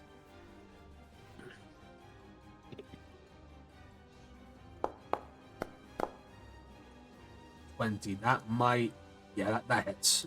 So yeah, this cog takes a shot, and the Smilodian only takes 1 hit, but it is still, again, quite. The cogs aren't doing as well as they'd like to be. Slippery Shark is going to take a swipe at the Zybrians in front of him. He will. He is just going to.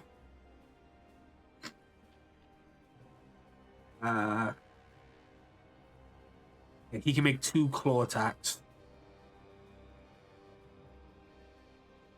So he can do multiple attacks. So he's going to claw at the Zybrian on the right first. Specialized. Oh snap. Crit 11, but doesn't do anything.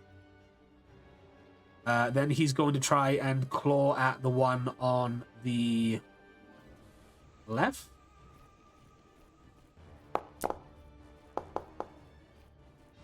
Unfortunately for that individual, he does get knocked down. And he is... should probably mark him as defeated. As well as him. They're not dead. They are just defeated. These are, of course, Kruger and Gira's special forces themselves. That is the turn of Slippery Shark, as he is locked in combat with these two. Again, he's just focused. Turn of the Blaster Cog, that is looking incredibly damaged. And as a last-ditch effort, he's going to try and point-blank blast the Smilodian in front of him. No. Oh, that might be enough. Yes, it does. The Smilodian in front of him takes 2 energy damage. And he's going to try it again. Is the cog. That one doesn't hit. As the Smilodian literally tanks the second blast. This is quite a beefy Smilodian. In fact, he's like a large lion-looking dude. As the second one hits, he kind of like his mane is kind of singed and stuff, but he's looking at this cog as if to say, "That's your last one. You ain't getting back up after this." The Zybrian in front of Slippery Shark, seeing his friend go down, but listening to Orchid's command, is going to disengage from Slippery Shark, and there is no attack of operation here, so he's going to move back as far as he can. So that's 5, 10, 20, 25. He's going to take out his laser pistol, and he's going to take a shot at Slippery Shark. Oh, and he would, wouldn't he? Unfortunately, the blast goes just to the right, as he was hurriedly trying to do this. It is now the turn of the Smilodian fighting the Silver Cog. Once again, he's going to just try and take out the Cog himself. Specialized. Nothing doing. One more attack. Nope. Again, just seems to be locked in a never-ending combat with this cog. The other Smilodian. This is the lion that just tanked the blast to the face. He is going to one more time. That's the wrong one. He's going to use his stun gauntlets. Specialized. He's going to try and just finish off this cog. That doesn't seem to work on the first one, so the cog just kind of takes the electric shock on the first go around. And on the second one, well, no, nothing doing. So all you can see is that this Smilodian operative, he's just frequently and repeatedly shocking this poor cog every chance he gets, but neither of them seem to be going down. It's now the turn of said... No, it's the turn of the Blaster Cog down here. And seeing the Zybrian that's just moved towards him, he's going to try and move up to him and punch him. Downshift. 14. Nope, doesn't beat his toughness. Stun, I don't stun. It's the wrong person.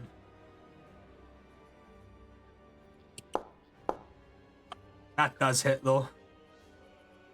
And the Zybrian takes 1 point of damage. That is the cogs. It's now the turn of the silver cog. That's fighting quite close to where Kruger and Gira are. As I press this, I need to remember to click the thing. He is going to try and strike. But again, shift down. Metal Fist is not specialized. Nothing doing. Again, as they're exchanging blows. Oh, I didn't put the downshift on that. 1 sec. I need to re-roll that one, which is lucky because that was really bad and still doesn't do anything. So the cog swinging its arms wildly at the Smilodian as the Smilodian Special Forces member avoids. He, again, following in the step of his comrade, uses his stun gauntlet. That's a 22, not a crit, which would have been amazing. Manages to land and sends an electric damage coursing through the silver cog. Takes 1 element damage, / energy damage. And he's going to do the same again.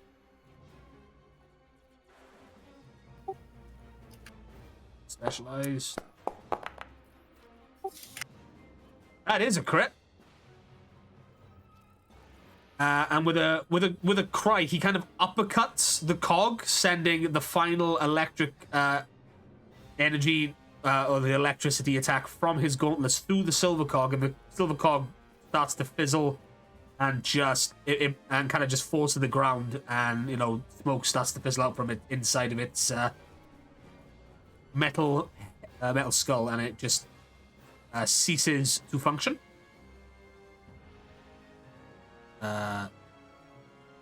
He is defeated. How many cogs is that? That's the first cog. Right, okay. 2 allies, 1 enemy.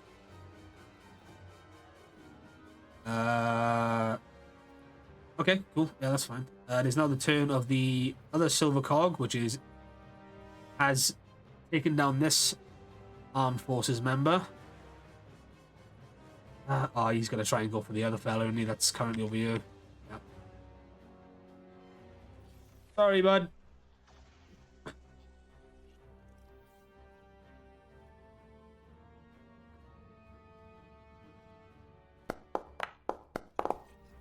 Seven, 13 does not hit.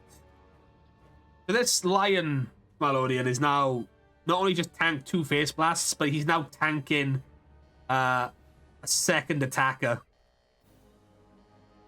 as he's fighting this silver cog. The silver cog cannot attack again. It is now the turn of Gira Caroso, who sees a lot of what's happening. Let me see.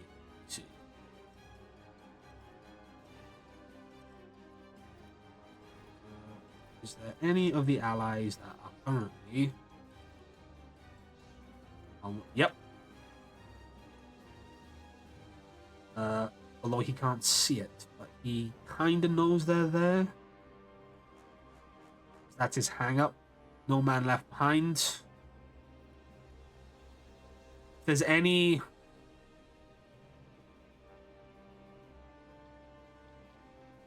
upon witnessing... Well, he hasn't seen it, so it doesn't kick in. Because he's the Smilodian like that, so... Gira is going to rush forwards and attack Slippery Shark. 1, 2, 3, 4. And he is going again two-handed on his short blade. I'm going to take a Gira. Nothing doing against Slippery Shark. Unfortunately, that's all Gira can do right now.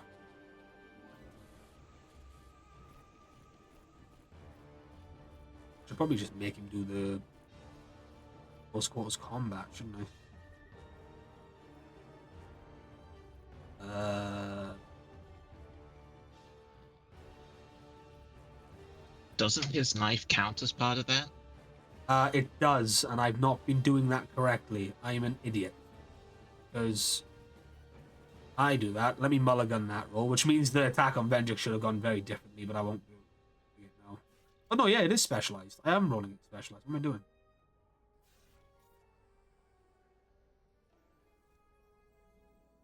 Yeah, so that was fine. So yeah, he just didn't hit on Slippery Shark, unfortunately. It is now the turn of Anubis Kruger. And he is also going to rush the Slippery Shark. I'm on the wrong person. 1, 2, 3, 4. And taking his Shadow Saber, he's just going to take a slash. He should be specialized in this because it is his. Did we make him? Yeah, swords.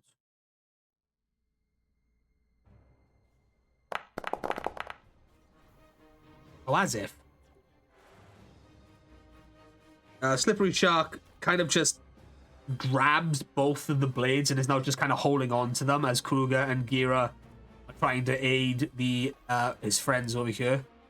It is now the turn of General Vendrix, who, laughing maniacally, makes his way towards you, Orchid.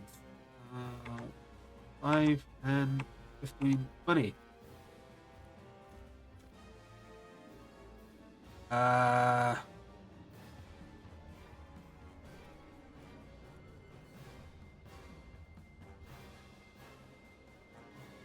And he's going to use skill he can use twice per scene, which is Thunderburst. And he's doing this completely in your face, which is hilarious. But this is his targeting. Let's see if this hits first.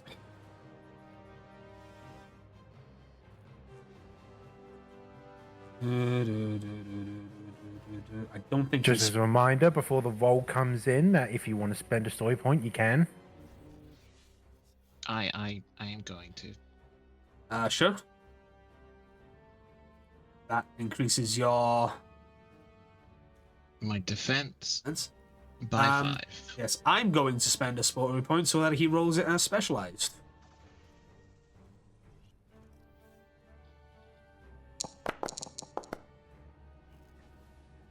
That's a 21. And it misses. Oof. He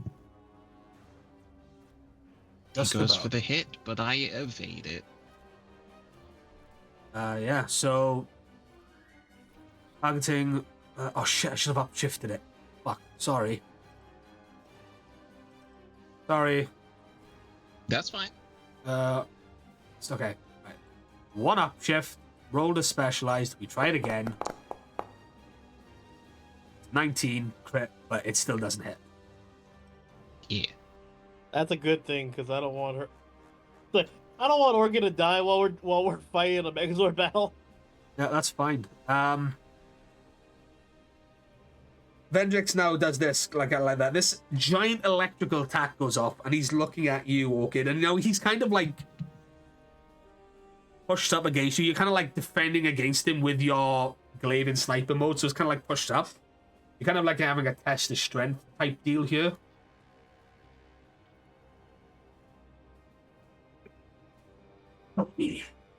What exactly are you?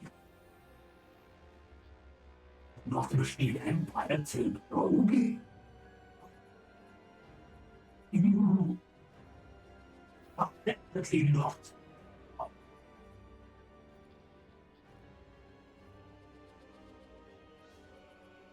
I am Orchid. I am the Proto Ranger. Machine with human sentimentality. We fun reprogramming you. And yep, that's kind of his turn done.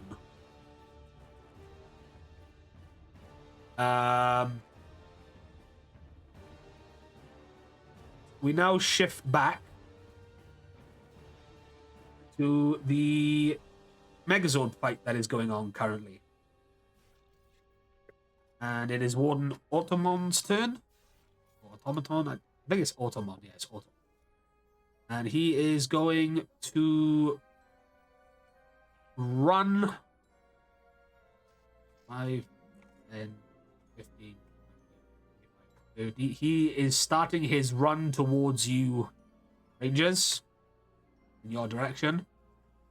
He's going to forego an attack, and he's going to run again. That's 5, 10, 15, 25, 30. He is running post-haste. Marika, your move. Ah, excellent.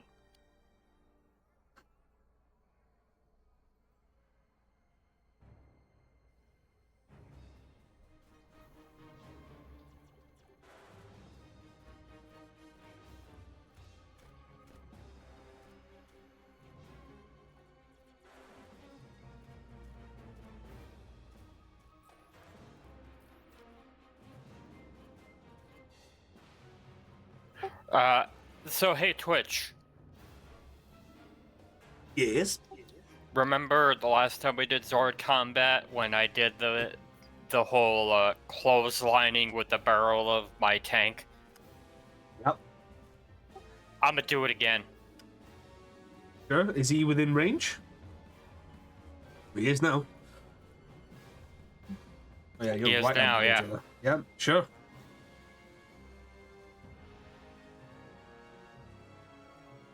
He starts to charge forward, and Marika will also follow suit and just start making a beeline for him with the barrel of her tank just outstretched, ready to just clock him. Yeah, sure, go ahead.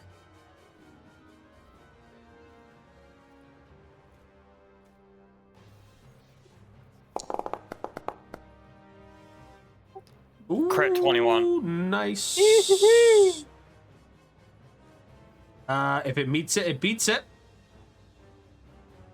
So he takes... So that's 4 blunt damage. Yep, that's 4 blunt damage. 1, 2, 3, 4. And I'm also going to say that he gets knocked back 10 feet. As that happens. So yeah, he goes barreling forward. And you, as that happens, you kind of like shift your Zord as it kind of like starts doing the track starts spinning, gain traction, and as you go towards him, you kind of like the top of your Zord spins, and the barrel of the tank part of your Zord just takes Automon out as he's not expecting it. He attempts to grab, try and stop, but it's just the momentum's too much, and it just takes him out. And she'll just say over the comms, "We never finished our fight."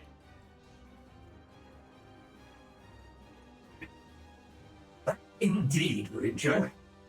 Indeed. And that's all I got. Cool. Arrow, your move. Oh boy.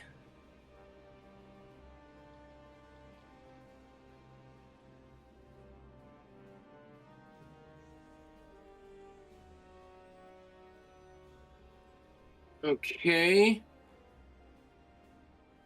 Can I switch to aerial movement? Yeah, sure. Okay, in that case, I'm assuming I can move 5, 10, 15, 20. You can move 40 feet in any direction. I'm going to say these cliffs are about 30 feet in the air. Okay, so I think I'd be just underneath it. Yeah. Hmm. So you have 2 quadra fighters down. But it is actually 5, 10, 15, 20.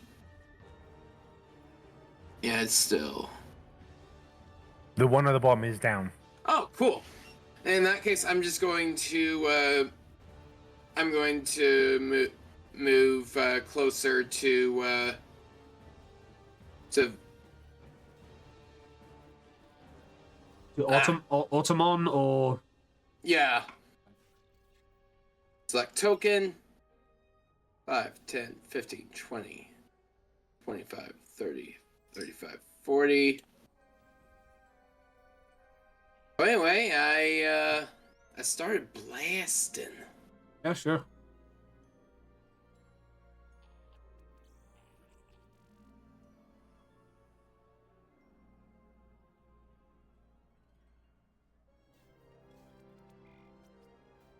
Pew pew.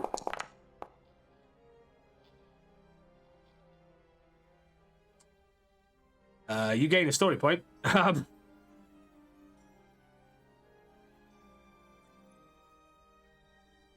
Yeah, you want to re-roll, or do you want to keep the story point and take the fumble? oh, let's re-roll. Cool. You may re-roll.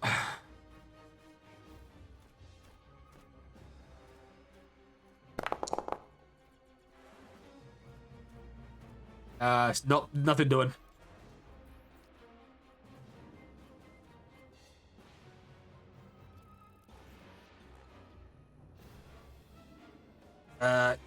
So yeah, you kind of you switch your Zord into flight mode. It kind of VTOLs up, and then you you kind of like blast towards Automaton, trying to rain down fire, but it just kind of hits around him. Is that your turn? Yeah. There's the yellow. That you see the yellow Cyber Zord kind of streak past towards you as well, Marika, as Arrow is trying to lay down fire. This Quadra Fighter over here. He is going to take off, and he is going to. He's got 80 movement, so that's 5. Oops. Oh, wait. 5, 10, 15, 20, 25, 30, 35, 40, 40, 50, 50, 60, 65, 70, 75, 80. Yep. And I believe he's within range of you, Marika, so he's going to try and take a wipe at you with the multi-limb thrust.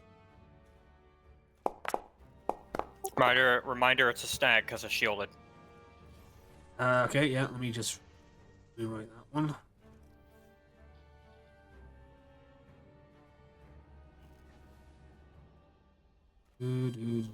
Snag. I don't think he's going to hit anyway. I think he's actually going to fumble it. That's an 11, but it doesn't hit. No. Yeah, and I guess that's his move, so he can't really do anything. Dwayne, it's up to you. Ooh, they're in a line. I can hit them from here. They are, yes.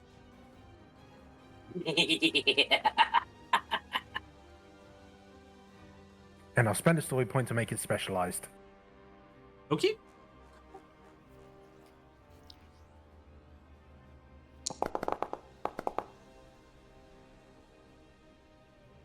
So So that's 21. One personal power.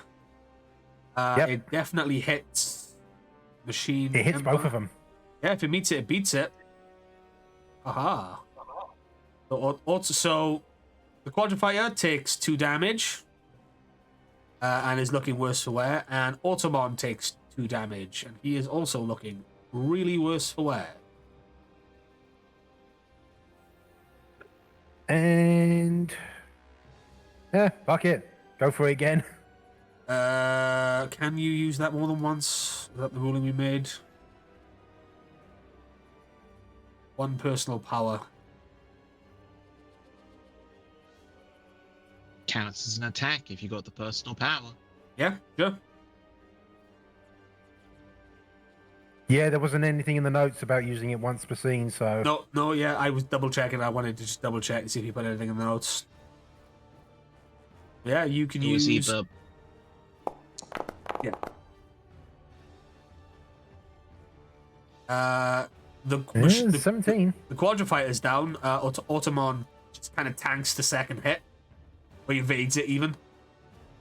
Kind of like does a combat roll, I guess, all the way. But yeah, the quadrifighter is down. It's gonna. It's just us and Automon now. 1, 2, 3.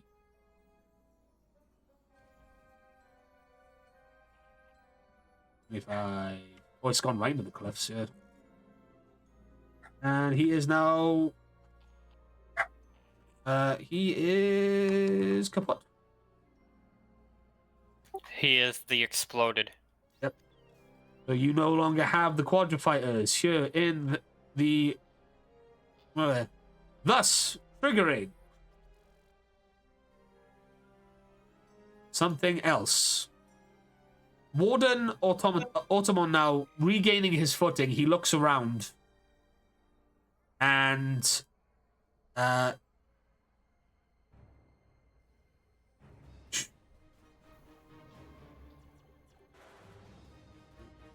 drawing his attack if possible, which gains extreme motion and one up shift.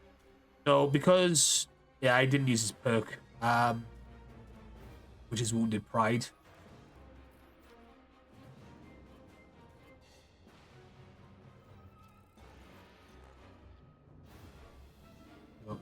If reduced 3 or fewer health, he flees combat with a personal teleporter built into his chassis. Yeah. 1 sec.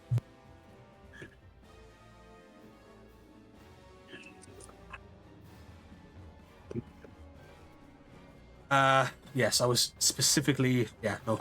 I've got here in highlighted big red letters, ignore this perk. A slash hang up. Okay, so... Automon seeing the quadrifighter's down, although he doesn't have this one, you've just triggered what I'm calling phase 2 of this boss battle, in which he takes in as much of the debris from these quadrifighters as he can. And he heals himself up for 1d2 per 1d2 per quadrifighter. I need to roll 3, 2. He gains 5 health back. 1, 2, 3, 4, 5. They disappear from the map, but there's still fire. And he stands up and regards you all, holding up his fractal saber. Just let this be a final step. What not? If that's the case, One we, shall everybody? stand, one shall fall. I'm ready if you guys are. I'm ready. Ready. Sigil, you ready? Not quite sure what you're asking me for, but yes, I believe I am. Nova Crix's neck. Shall we link together? I would be insulted if we didn't. Let our powers combine. Above game DM, can we do the thing? You can do the thing. There's a reason I split CyberStrike this. swords combine. There is a reason I split this into 2 phases. So, Also, real quick, can we take a quick break? Because I really need. yes, we can. I was almost certain to let that I was actually hoping we could get through this, but it doesn't look like it looks like we might not.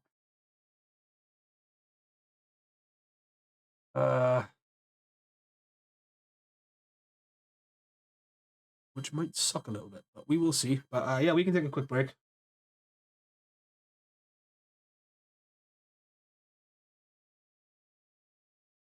Before Also, see what I posted in the CyberStrike chat. we are at Dork. 2 hours, 2 hour and 30 minutes stream. I don't know what time you guys need to leave. I know me and Deluna have our other D&D game later tonight, but that's not until like 9 o'clock, and I don't know how late you're willing to stay up Twitch. I can go till 10, which is again the one advantage of the clocks going back UK time. So you've got another hour in you. Yeah, more or less. Yeah.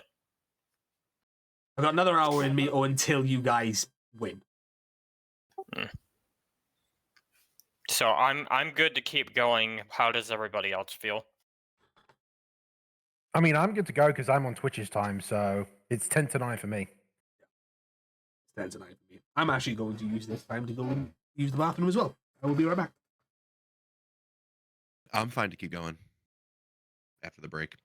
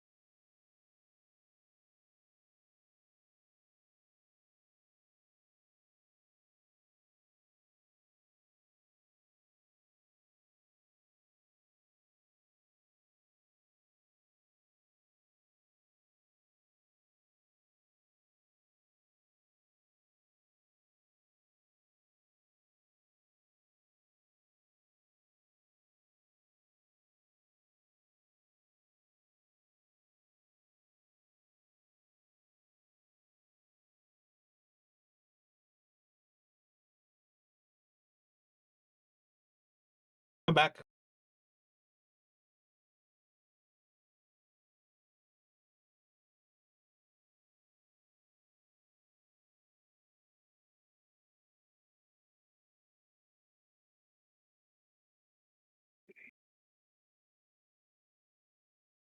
I return.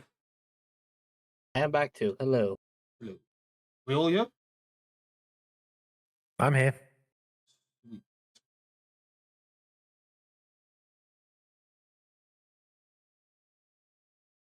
Anybody else? Yeah. I'm ready.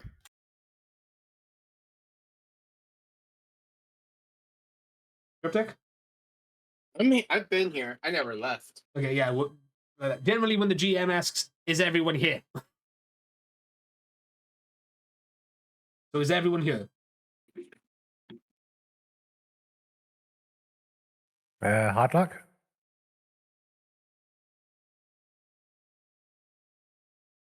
Scott's muted, so I'm going to assume no.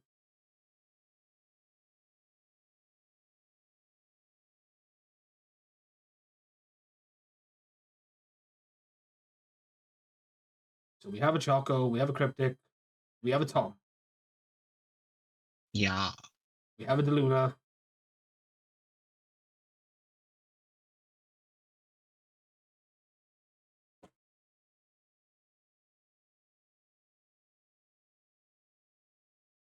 We have a Rosso. Yep. Okay.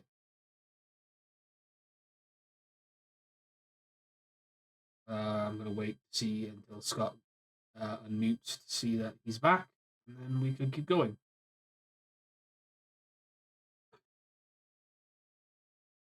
How are we feeling about the quote-unquote split boss battle? I think it's pretty cool. I think it is excite. I'm trying to make Yeah, it. it gives Orchid something to do because Orchid Yep. doesn't have a Zord at the moment. So Yeah, and also learning from last boss battle experience, I've cut them into phases just in case the dice goes, haha, screw your boss. I need to make this as fun as I can, while also not trivializing it.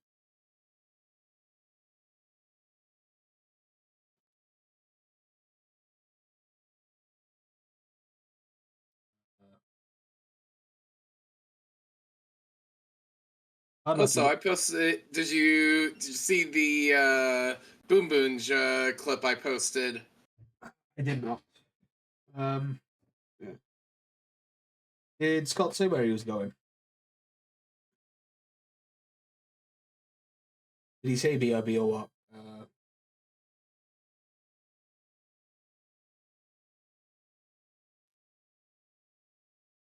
I didn't see anything.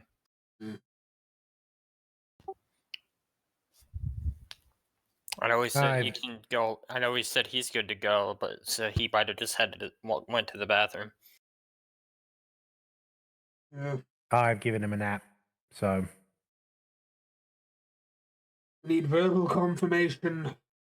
No, everyone else is here, but I do need that. But yeah. No.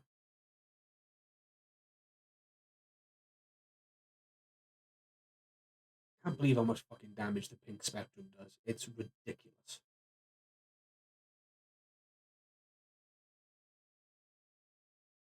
That just comes down to if it actually hits. Yeah. And it's insane that you've managed to get it like 3 times in a row. I didn't. I missed the first attempt. The first attempt, yeah. And then the second attempt hit, and the third attempt missed.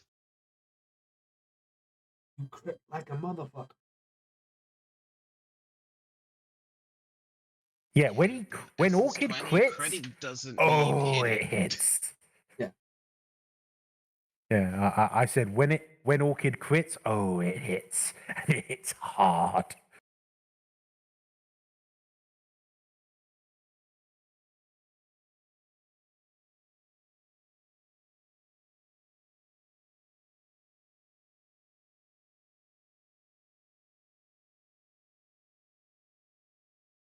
I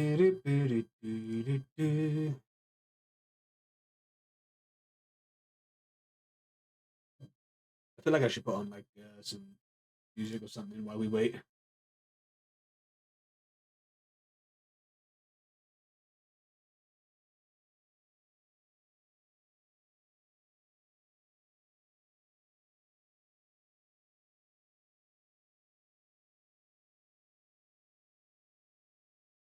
It'd be funny if Scott is still there but can't unmute because the mute button's broken or something.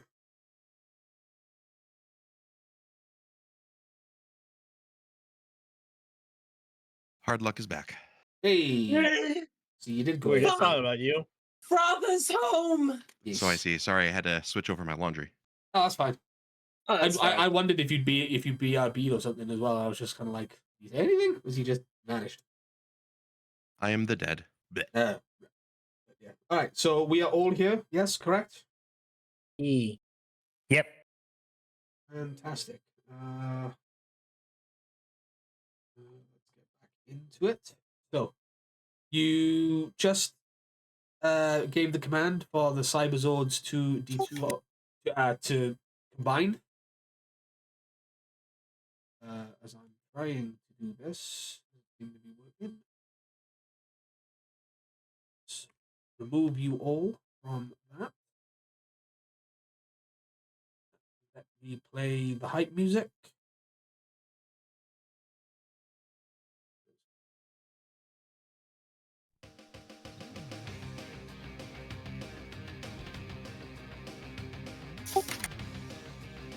So these Yeah. the Cyberzords begin to streak back into orbit as they all begin to change and shift. As I go switch better that, the yellow and blue CyberStrike Zords folding inwards and the fronts folding up form two legs. The green and black CyberStrike Zords seem to extend almost as their wings fold in, and two fists materialize as they start to fly next to the red CyberStrike Zord, whose tank cannon, the cannon itself, folds inwards and begins to also stretch out as two connectors on its sides open as the black and green Zords connect. Then the bottom of the red CyberStrike Zord, two more connectors fold out as they attach into the yellow and blue Zord. At that moment, they all connect in one motion, and then from the top, the front of the red CyberStrike Zord kind of folds backwards as a head then rises out of the top, forming the CyberStrike Megazord. As it descends back down to the ravine and lands just adjacent to Automon. Could you please roll initiative on the CyberStrike Megazord, someone?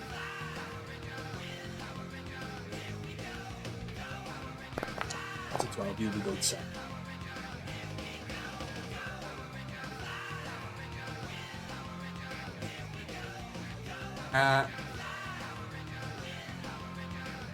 As you land, rather than the regular Zord announcement you get, Sigil chimes over. Cyber Megazord sequence has been completed. Oh, that's new. Oh, hey, yeah, I forgot to mention, this is Sigil. Make your acquaintance later. We got a fight to win right now. Yes, indeed. So it is now. It is Automon versus the CyberStrike Megazord. However, we must now. Twitch, you're still in the voice. Yeah, I realized. It is now Automon versus the CyberStrike Megazord. However, we must pivot back over to the hangar bay.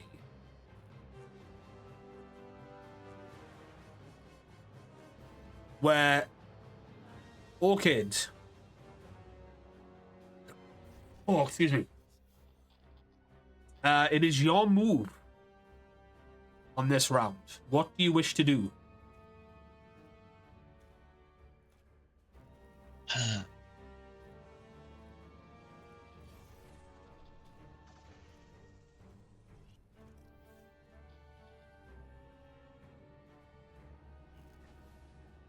There's the right move and there's the ruler cool move.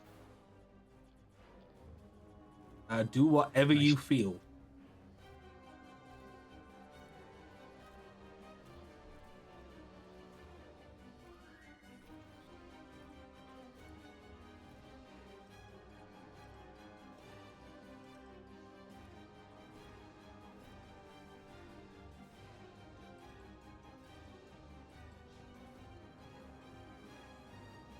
Oh, fuck it. Okay, so you last said we are locked Yeah, he's in basically close combat, right? Yeah, he's basically got his hands on your sniper, your cyberglaive and sniper wolf, and he's like right in your face. He's like, he's like kind of transfixed on you now.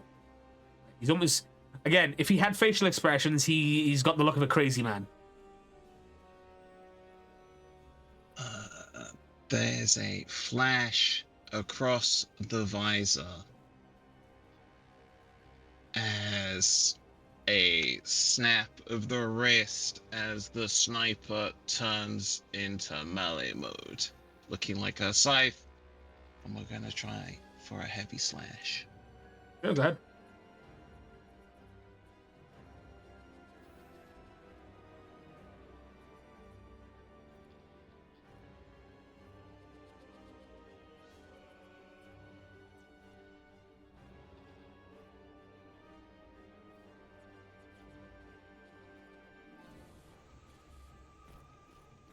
So much so, being solo given a mission, it frees up a lot of processes that are usually focused on other stuff.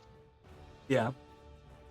So I'm actually going to use my programmed benefit to give myself upshifts for this, because damn, I'm gonna need them.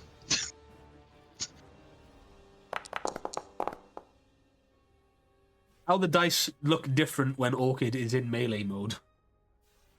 Yeah, Does not beat his toughness. thought so. Well, we're rolling it back, and we're doing it again. Yeah, that's fine.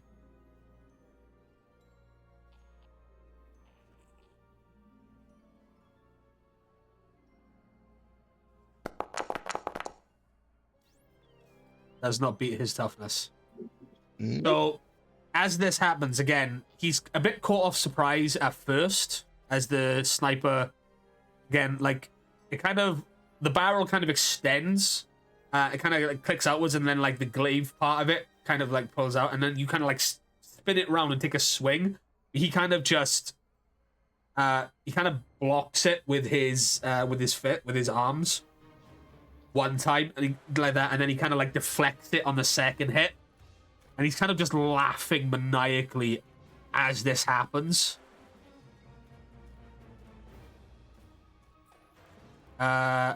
Is that your turn? That's all I can do. Ooh.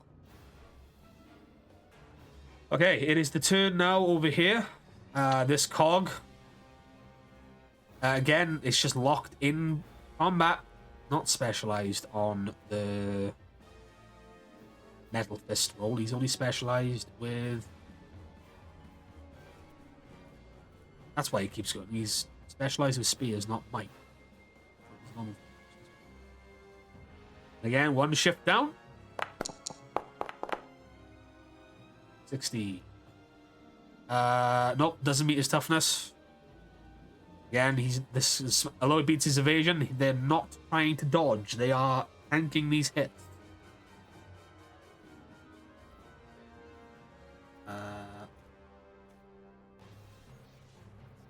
Oh, I didn't shift it down. Shit.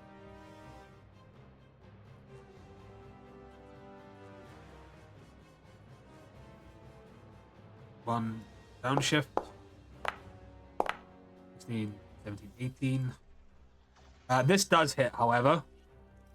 And he does do 1 damage to the Smilodian again. The Smilodian over here, he's starting to get worn down. Something that the cogs do not suffer from. As has been related. It is now the turn of the Slippery Shark. And he is going to take a swing at Kruger and Gira, respectively. Let me just read Ramming Blow 1 second. Ramming Blow's just has no effect. So he's going to take a swing. He's going to try and hit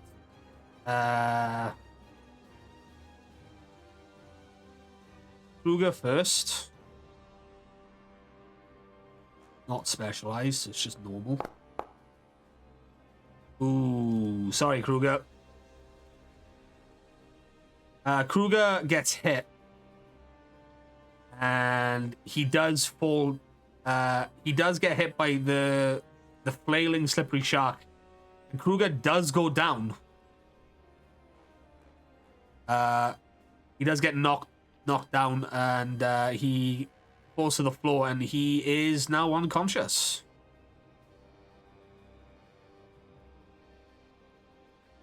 Again, not dead, but unconscious. He is defeated. Slippery Shark is going to take another swing at Gira. Using Running Blow as well. That's a 12. That does not hit. Gira, seeing this, however, I believe on his turn, is going to have to do something.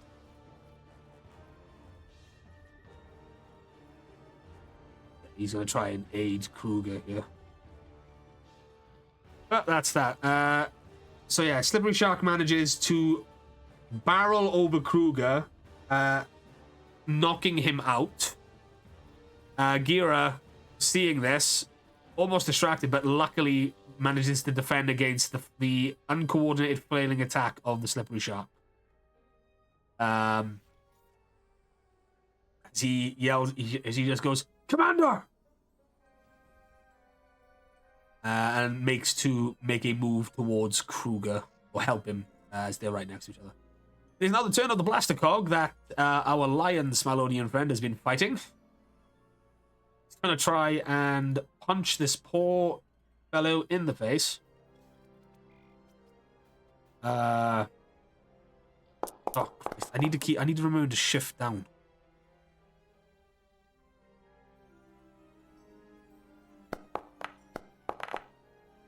It does make a difference. Nothing doing on the first attack. And really nothing doing on the second. Yeah, so he... Yep, doesn't do anything. He's this lion's just kind of like, I'm getting really freaking annoyed here. It is now the turn of the Zybrian. That is next to this Blaster Cog down here. But even though he's not far away, he is going to use his laser pistol. Does he suffer a snag again? I can't remember because it's underneath. Or if they are within range, it is downshift 1. Yeah, so because he's not 60 feet away. No, if he's within melee range, reach range, he suffers a downshift 1. Yeah, from a. If he's not, from this laser pistol, I should be shifting down 1. Yeah. Highlight the guy again. This fella here, right next to this Blaster Cog. Is he past the minimum amount? No, he's blasting the cog that's next to him. Oh yeah, then it's 1 downshift. If it's, I can't see that from Orchid, so I have to go off your word. Oh, so the Blaster Cog is literally right next to him. So Yeah, it'd be a point blank shot. The reach range, yes, it would be just 1 downshift. 1 downshift. Just remembering.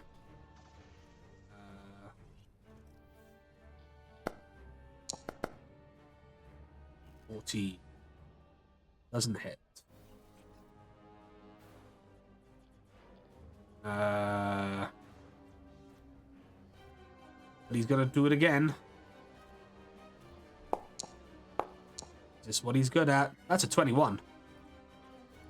And that does hit. So the laser blast goes off at point blank range from this Zybrian, and it does do 1 point of damage to the Blaster Cog. It is now the turn of the Smilodian fighting this Silver Cog here. And again, he is going to just try and break down this cog. That's a 19 crit. That does double damage. It does beat the toughness. So in this fight, the Smilodian kind of manages to break through the defense of the cog and lands a mighty blow across the side of its metal head, causing a couple of causing a little bit of internal damage, obviously, as it comes back, and like this kind of like a small few sparks coming out of like the eye holes of the cog. And trying to follow up on this, he is going to try and shock the cog, which does hit. So as the cog kind of takes the first hit, the Smilodian lets out a battle cry and just grabs the cog by the faceplate and just discharges an electrical blast from his shock gauntlets. And this cog is done and dusted. Okay, cool. It is now the turn of the Smilodian lion that is tanking 2 individuals at once. He is going to try and finish off the blaster cog indefinitely. It just doesn't seem to be going. He's not having much luck over here. In fact, he's kind of like, why won't you fall?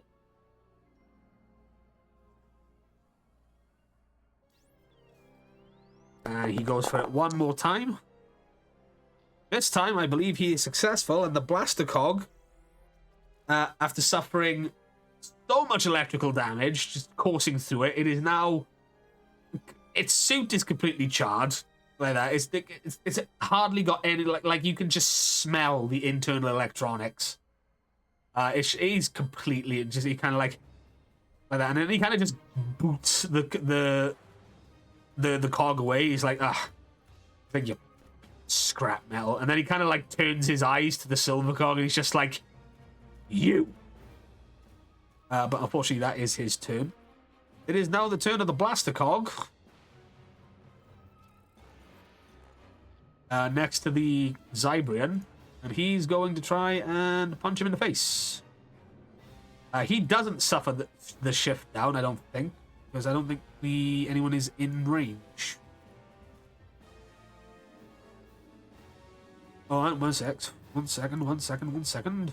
30 feet. Nope, he does.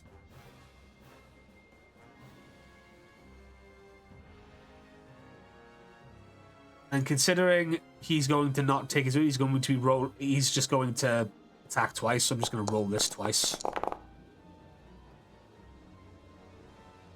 Roll 1 of 2. The first one hit. Yeah, unfortunately. So the Zybrian gets hit with a barrage of attacks here. He gets knocked into like the bottom part of like the thruster engine here at the back. And he gets knocked out as well. The battle of attrition seems to be going the way of the Machine Empire over here. Currently, how many of the Zybrians are down? That's all of them. Aha. Tom, please. Would you like to call heads or tails? Tails. We're about to trigger an event. Okie dokie.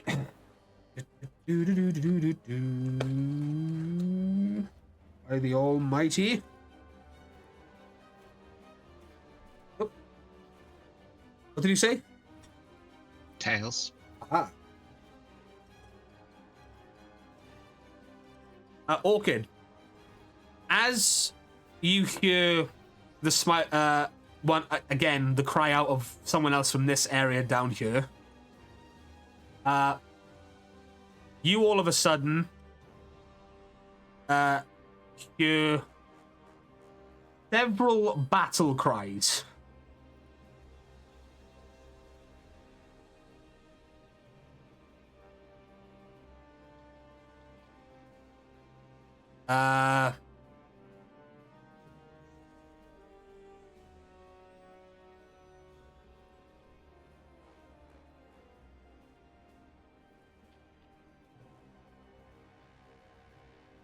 ring out. And then 5 multicolored streaks. Yo! The boys! So we've got 1, 2, 3, 4, 5. Benjix is fucked. As all of a sudden, the transmission that you heard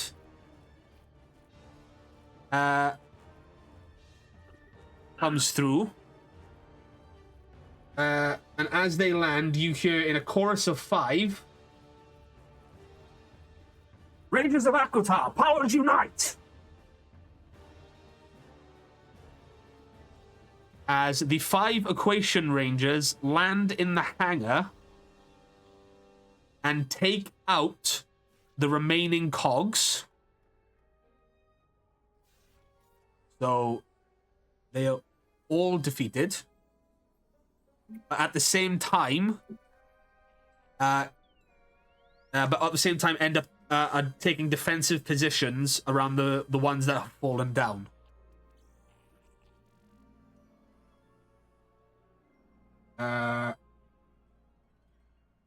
You then Delphine, who's over by Slippery Shark, just passes a glance over to you, Orchid. Greetings, Proto Ranger. I wish we could have met under more sweet circumstances. However, needs must. I am Delphine, leader of the Equation Rangers.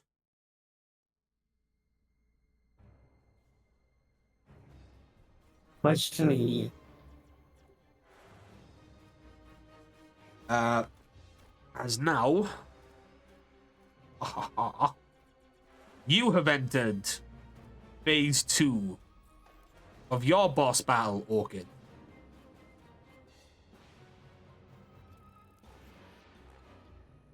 However, as the Equation Rangers have landed, a second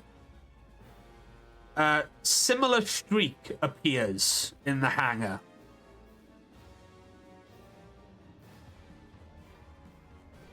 And landing not too far away from your newly found allies is a familiar face.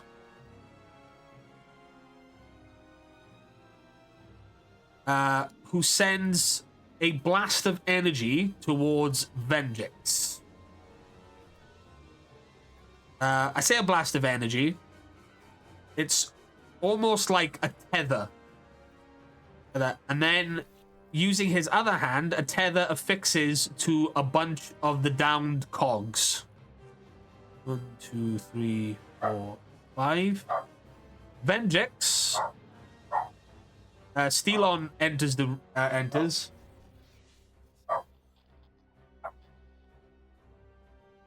General Vengeance. It's healing ready. Nice.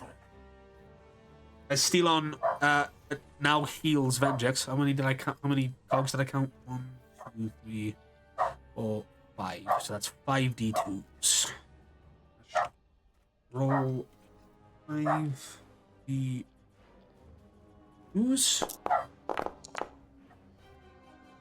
7. He gets 7 health back. 1, 2, 3, 4, 7. And you are now entering phase 2 of your battle, in which the Smilodian armed forces are going to attempt to take the injured away, whilst the Equation Rangers, Gira, take on Slippery Shark and Stelon and Venjix. I need to get them into the initiative. Is Caucus rolling at a snag? Poor Kruger. I mean, he had been fighting for ages.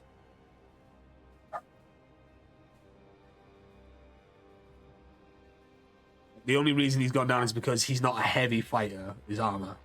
So, and unfortunately, that's just the way the dice roll.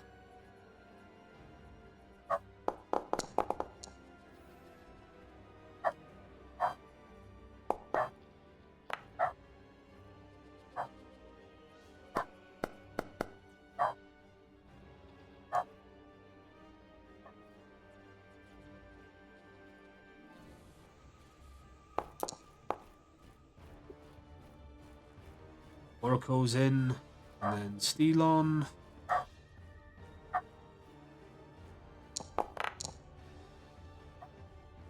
Yep.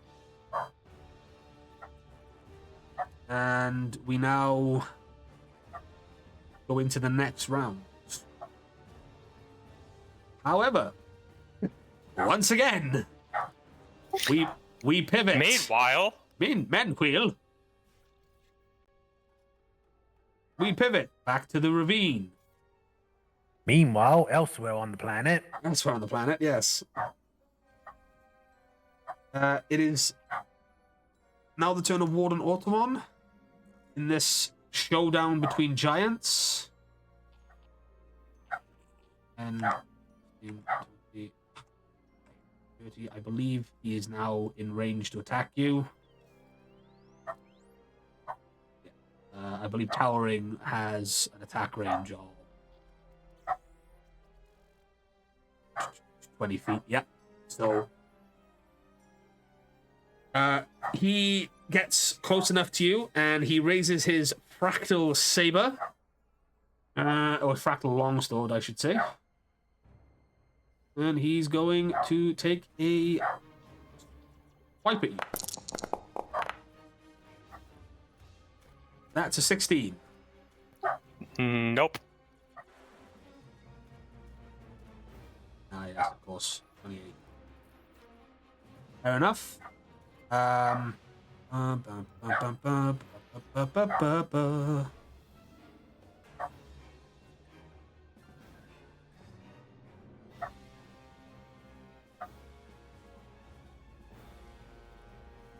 Cool. It is now your turn. CyberStrike Megazord.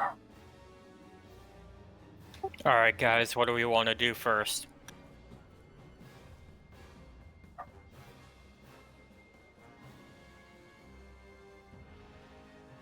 I would say just punch him.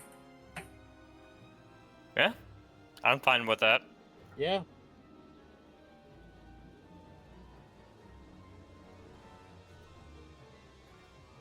So which one are you? Yeah, which one are you going with? Remember, depending on which one you do, it depends on which arm you're going to attack with. So if it's the blunt one, it's the Black Ranger. It's the Black Ranger Zord. If it's sharp, you are swiping with the fin on the Green Ranger's Zord. I think the black arm is story appropriate. I was gonna say, like, yeah, he's a swordsman. He's gonna want to clash with us with our sword arm, basically. So am I rolling this from the Megazord sheet or from the Megazord. The Megazord sheet. Megazord sheet. Remember, right, that's the blunt, yeah? It's also a group roll, yes. Yeah, and that's the blunt roll, yes? Yes. So you all need to roll the blunt one. This is how, for anyone watching, this is how we streamline Zord combat to make it work for us. Holy crap. Max crit. Oh my god. That's what? No, it doesn't matter. You 3 succeed. Yeah, but it only counts as one. It only counts as one success, remember, in Megazord combat. You just get... You just get a stupidly good crit. Rule of cool. Alright, so... So that's 1, 2, 3, 4, 5. That's 3 crits. So that's already 4 Wait a minute. damage. Oh, there's something else as well. I don't know if it's gonna... Right. His toughness, what was it? Oh, it's grown size, right. Okay, no. Never mind. Yeah, his toughness is gone we were up. almost there. No. His toughness has gone way up. Yeah, I looked at his normal size and I'm like, oh shit, did we breach double? And I went, no. Okay, No. However, you have wounded his pride, and anything that inflicts at least 1 damage upon Automon earns his wrath on his next attack, throwing his attack if possible, which gains a situational bonus of 1 upshift. So he's got 1 upshift on his next attack on you. But of course, he is relishing the fact that he can fight, and he has to use his sword because he loves a sword fight. Yes, you kind of deflect away like that, and the Megazord rears back with its right arm. Yes, its right arm. The Black Rangers, the Black Phantom, the Phantom Black Cyberzord, and like that, it goes up, and you just hit Automaton, and it makes this loud clunking sound. And it hits him square, so it's a really good attack. And it does do double the damage. So that's 1, 2, 3, 4. And he does get knocked back 10 feet. So that's 5. Oh, wait, no. 1, 2. He does get knocked back 10 feet, and he does fall prone.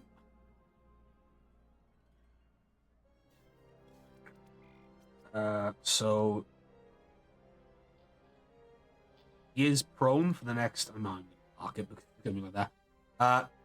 What do you guys do next? It is still your turn. You haven't moved technically. Do we want to blast him? Oh no, he's just outside melee range. Yeah, you guys are just outside melee range now. Blast him. Yeah, I think a blast is a good idea. Yep, blast him. Cool. Make the group roll, please.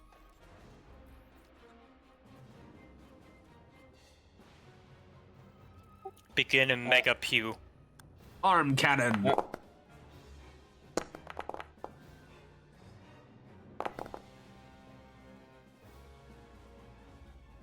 Wait, Mega Pew? Oh yeah, Mega Pew. Arm cannon. Now you've all rolled it. You're all shooting a grown threat with an energy weapon, which means you will get an upshift.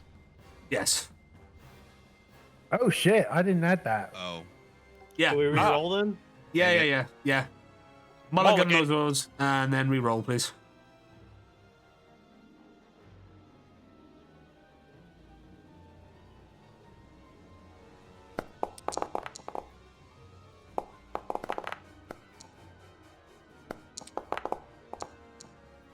I'll take that.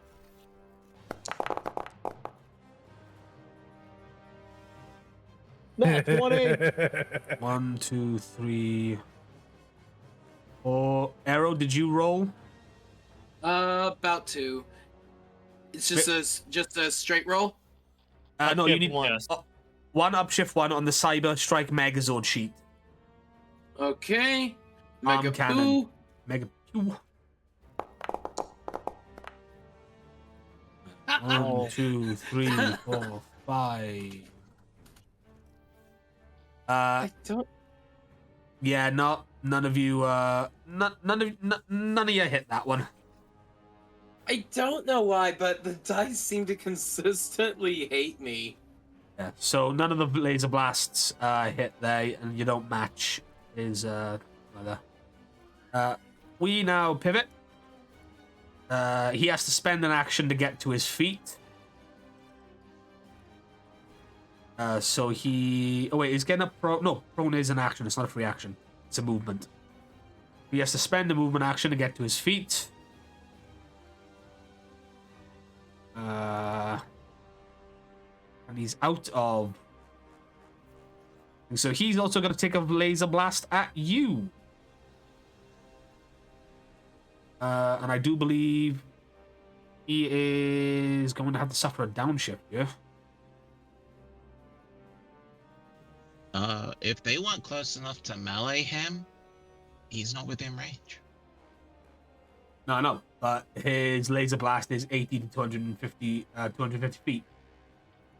Yeah, which is you're one within inch. the 80. So he's within that 80 feet. Oh, Yeah. right, yeah. It's if you go beyond the 80 for that, Oh, okay. then that's the downshift. Cool. And that's one Well, energy that's damage. the snag. If you're right next to him, that's the downshift. And he does get an upshift because of you hurting him. Wounded pride and all that. 23.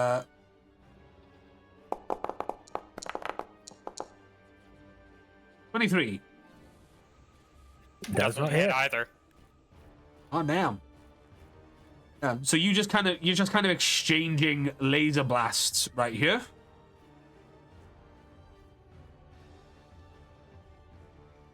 And that's all he can really do this round because he was prone. It is now your turn again, CyberStrike Megazord. Do we want to use one of the enhanced fights? Because we have an enhanced green attack and an enhanced black attack that we can do 2 per scene with. I say enhance green attack. These I are also need. you need to get into melee range. Yep. They have reach 2. They can hit. Oh crap, yeah, the enhanced ones, yeah.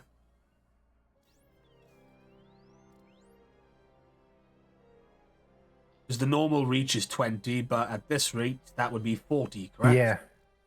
Reach is doubled. Damage is tripled. So from the edge of where you are to the edge of where he is. And we're going with black. Well, green, aren't we? Yep. Green. If you would like to make a group roll, please. Is this shift up or not? Is it? It's an energy attack. It's an energy attack, against so a grown creature.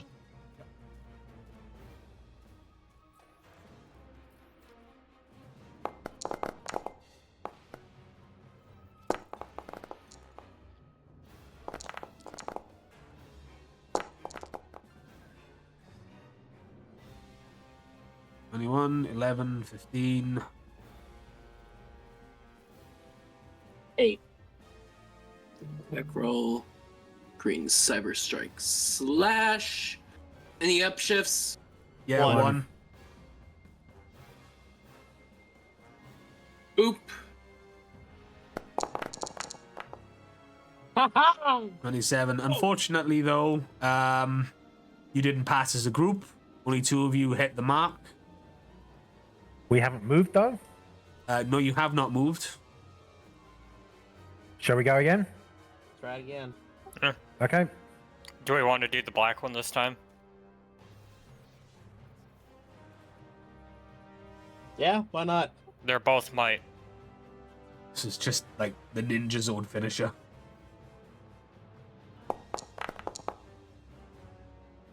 That's a 23. But No.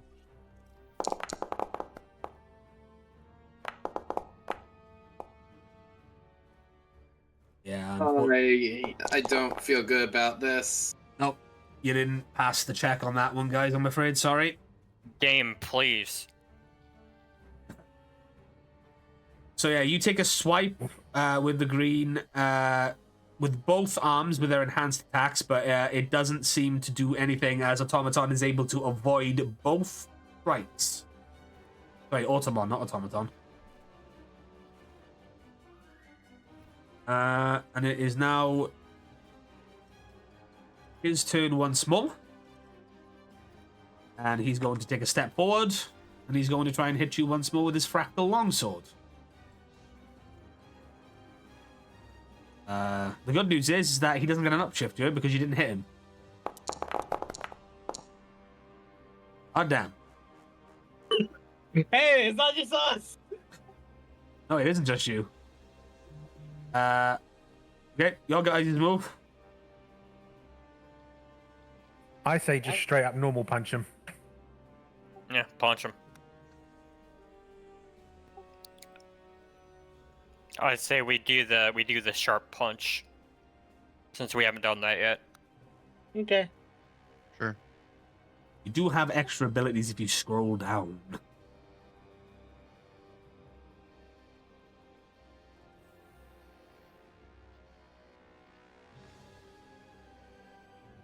Do we want to go with the saber then?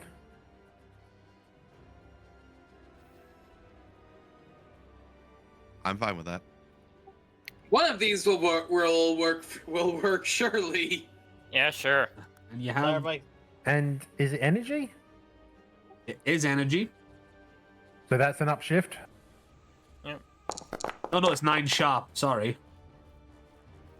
I already rolled up shift. It's alright. You can mulligan it. But you also have I mean, it's a. you also have story points. Just pointing that out. 18. Alright. I'm in a story point to specialize with this. I will mulligan and story point.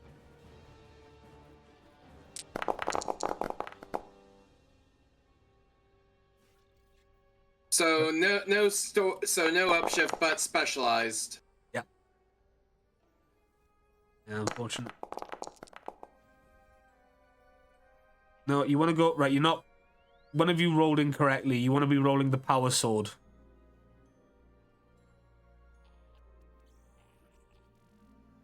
So whoever rolled attack roll sharp, you want to roll the power sword. I get the feeling that was... might have been cryptic.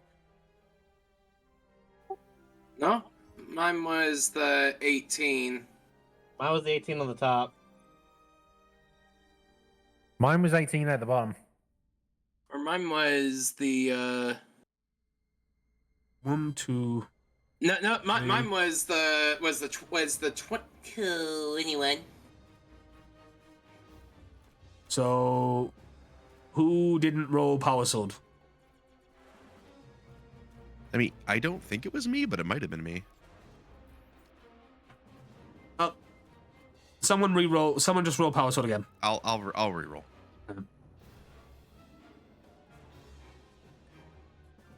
I mean, no. Yeah, nothing doing. And you can only use that once per scene.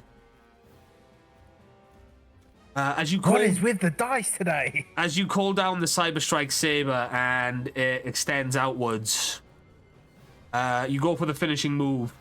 However, Automon's able to just parry it as like that, and he's now gleeful because you've pulled out a blade, and he's relishing this moment. However, every melee attack you do from now on will have 1 upshift because you are fighting with the Cyber Megazord Saber.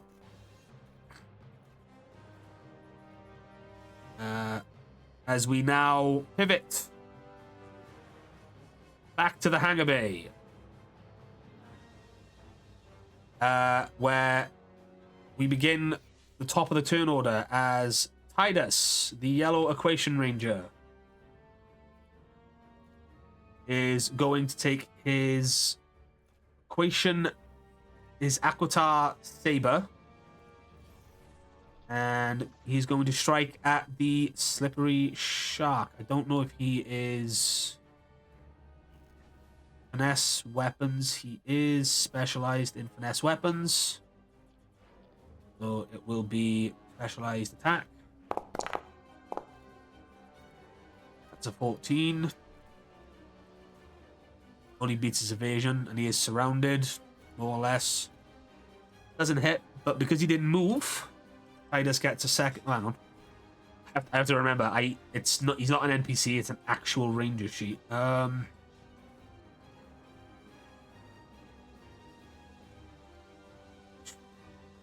Nimble Fire. He does have extra attack.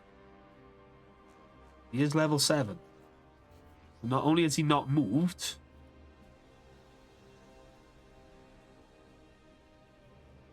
specialized. Oh yeah, that one hits. The second attack hits the Slippery Shark for 1 sharp damage, as he with the finesse, all the finesse of a seasoned warrior, strikes the slippery shark with his sword. And he does have extra attack. So he is going to once more slash at the slippery shark. Oh my lord, Titus. That's a fimble. However, I'm going to mulligan it. And attack again. Is this what it's like for you guys? Yes. Yes. That's better. That's Boundary better. Dice That- Roller yes. hates us. And he takes That's another a 21. leather. Yeah. So the yellow equation ranger, with all his skills, goes in with his sword and starts to slice up the slippery shark. As the shark is confused as to what is going on right now. Orchid, it is your move. I spin around, turning the scythe back into the sniper, but with the barrel retracted. Press it against Vengeance and pull the trigger. Sure, go ahead.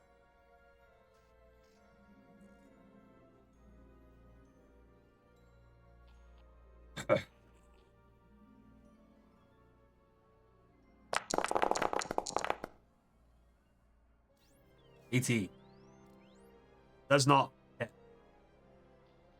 But it does, Pull but the he trigger just tanks it. again. Okay.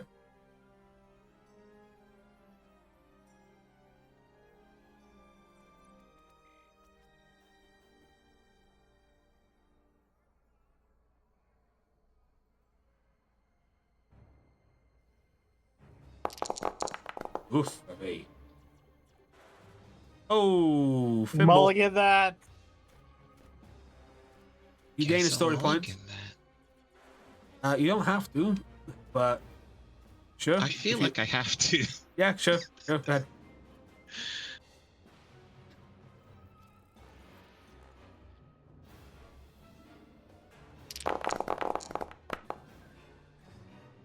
$16 crit, however, does not beat his toughness and evasion. Yeah. That's it. That's my turn. Like That's that. all I can do. Yeah, and again, Vengex is just like that. He's cackling madly at you, Orchid. Awesome. It is now the turn of Steelon. And Steelon's going to take numerous shots. 45. So he's going to move back as far as he can. Does he have super leap? Maybe he does. No, he doesn't. But his movement is 40, so 5. He's gonna move back 30 feet, take out his blaster, and start raining fire down on the Smilodian armed forces individuals. The nano blaster. This one, so it's one downshift, specialized, or like that. So he's going to be targeting the two Smilodian forces. It's a 10, but it does not hit the armed forces individuals. Because Steelon is still feeling the effects of the fight he had earlier with the Rangers. And that's his turn. Slippery Shark, now completely surrounded, confused as to what's going on, wildly swiped at both Caucus and Delphine with his claws. It is specialized. So the first roll will attempt to hit Caucus. The second one will attempt to hit Delphine, and I don't think either of these hit. Because Caucus's toughness is 16.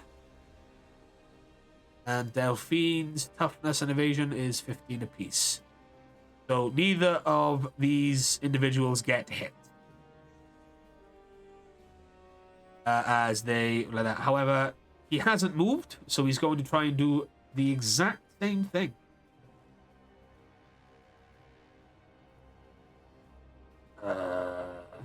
Specialized. Roll.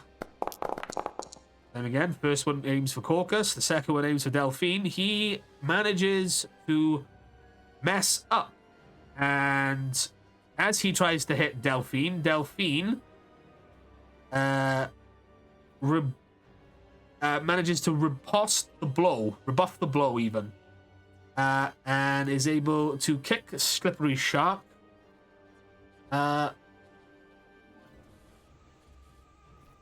I want to say 10 feet in a direction, but he's freaking surrounded. And the cogs are all but have been absorbed, so they can go. He's going to get knocked 10 feet this way. 5, 10. But he will not get knocked prone. Speaking of Delphine, it is now her turn.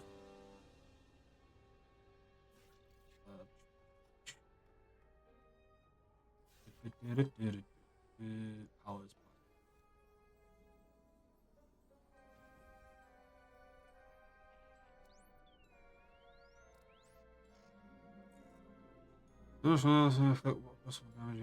Add on all speed-based skills. You may choose an elemental type of damage. Your martial arts effect. Yeah. So I have to remember. So equation ninja power.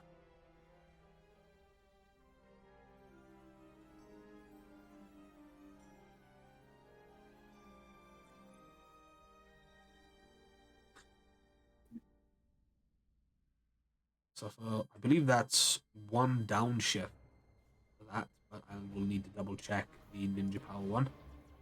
Yeah. So using the equation ninja power perk, that all of the equation ninja rangers have, they're able to jump up to 20 feet in any direction. This jump does not modify your movement for the round, nor is it modified by other perks or games. So it's just a free 20-foot jump, basically. And she's going to do it. Land just behind where Slippery Shark landed. So she jumps with a battle cry. Remember, she has not used her movement. Because ninja power.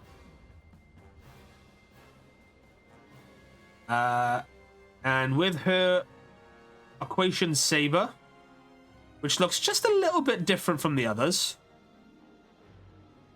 she's going to attack. Oh wait, no, does she get specialization? Did we say she has? She must do. She's a white ranger. Maybe. Yeah. She's specialized with swords? I believe so, yeah. No, she's not. Well, that sword in particular, yes. It doesn't say so on the sheet. Isn't it because that counts as her grid relic weapon? I don't think we... Did we do that with... Oh, actually, it might have been, yes.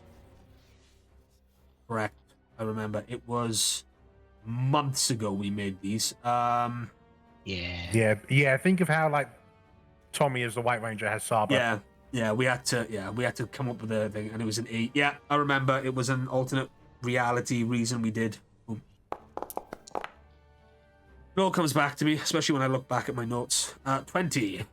Yep, that hits, and she does 2 energy damage to Slippery Shark. So Shark takes 2 damage. He then takes the weapon again, and oh crap. And he slashes 1 more time.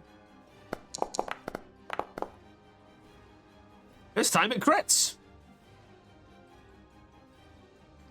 And using her abilities, as she comes back up, the sword glows, and she does 4 damage to Slippery Shark. Slippery Shark is now not looking well at all. I think if the health's right, it's sliced and diced. He's down to 1 health. Ooh.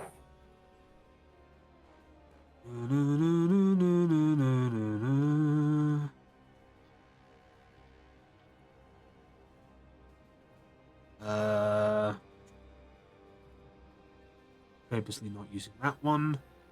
Yep, it is now the turn of one of the Smilodian Armed Forces men, and what he is going to do is take out a small medical pack, or medical stim. He's going to run towards Commander Kruger. And he is going to attempt to heal Kruger. He doesn't have... I don't know what I should roll for him here. What do we normally roll on the med pack? We don't, unless they have a specialization that lets them heal for 2. None of the Smilodia Armed Forces have a medical. Then it's just healing Kruger for 1 HP. Yeah. Okay. Yeah. So he doesn't need to make a roll. It's just gonna make. He runs over, and he kind of jabs the stim into the neck of Commander Kruger, and Commander Kruger kind of takes a gasp of air as he's healed for 1, and he's now conscious, but like gasping for air like that, and kind of looks around to try and take in the situation.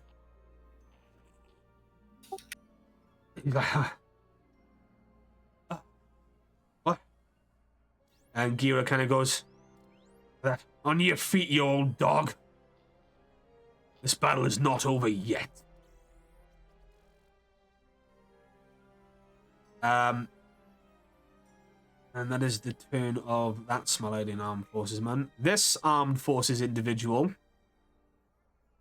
is going to make a beeline the down Zybrian over here. So that's 5, 10, 15, 20. And he's going to do exactly the same thing. Zybrian is healed for 1. There is a very distinct reason I said defeated and not taken out completely. It is now the turn of Caucus, who, again, much in the same vein as his Ranger allies, he is going to slash at the Slippery Shark. I do not believe as a Black Ranger he is good with finesse weapons, but I will double check. Does he have specialization with sword? Nope.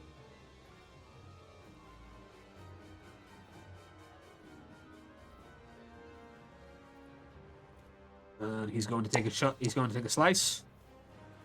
10 crit, but it does not hit.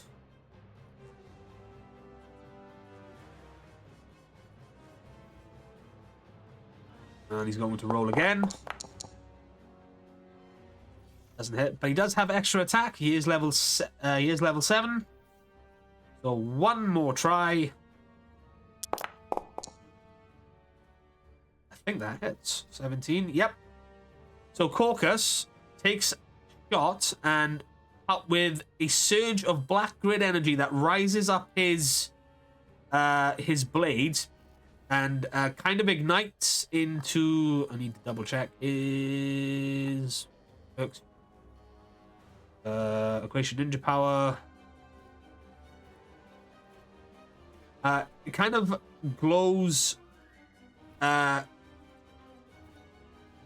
of like a very almost ice-like as it goes up the sword, as he inflicts cold damage to the back of Slippery Shark. And as he does that, Slippery Shark falls down, completely defeated, and in classic Ranger fashion, for no inexplicable reason, the monster blows up, not damaging anyone in the immediate vicinity, and the Rangers all strike a cool pose as it happens. Aha! I explode. Slippery Shark has been defeated. Caucus then looks around, takes stock of everything.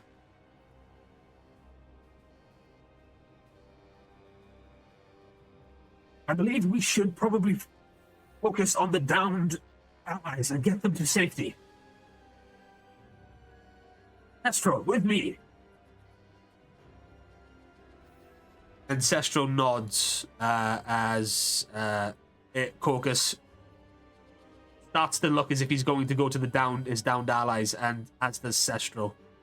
The armed forces individual here makes a beeline once more to Commander Kruger.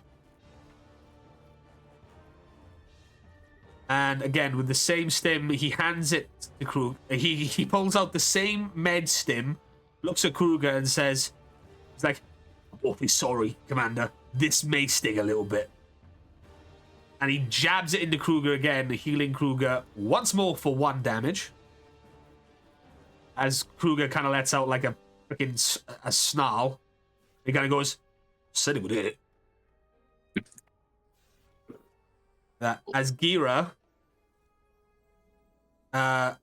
looking around at the Equation Rangers, at his men, the fallen Zybrians, and also to Kruger, he then turns around, looks at Steelon, and his eyes narrow as he throws down his pistol and pockets his knife and gets down on all fours. And I haven't put this on his sheet because I wanted this to be a special roll. But he is going to use a move that he is famous for, which is Smilodian Instinct, Feral Leap. Again, I haven't put this down on his sheet because I wanted it to be a surprise. If Dwayne was here, he'd tell you that this is the move that made his father famous. Regardless of how far away an enemy is, Gira, unleashing his animal instinct, leaps at an enemy and pins them to the floor and makes 2 consecutive attacks. He can only use this ability once per scene. Now you know where Dwayne gets all of his jumping from.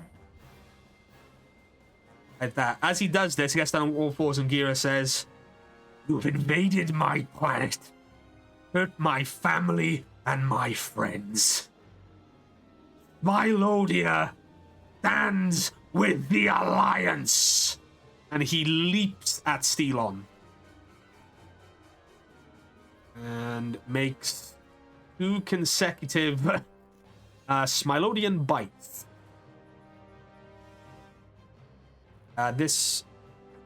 Now, considering Steelon is pinned to the floor, he doesn't get edge, but he does get an upshift. Yeah. As Steelon kind of just goes with, "What?"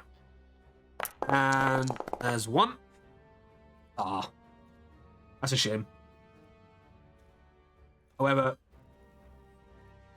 Ira does get 2. And he's going to try and bite him again. 1 upshift. Oh, that's 2 upshifts. That's a shame. I thought that would have been really cool if he did any damage off. But Steelon is now... I'm kind of thinking maybe he should have gone with the edge. I was gonna say, like, maybe, but Edge seems... Edge just seemed Edge just seemed a bit overpowered for that, considering it's like it's basically ignoring his movement. Yeah, but considering the rolls today, I know, but it's just the way it is. I will say that Steelon is now prone and underneath a completely, utterly feral panther Smilodian. with feral cat sounds as well. Yeah, because like Steelon's just kind of like, if I could give you an inch to what Steelon kind of sounds like.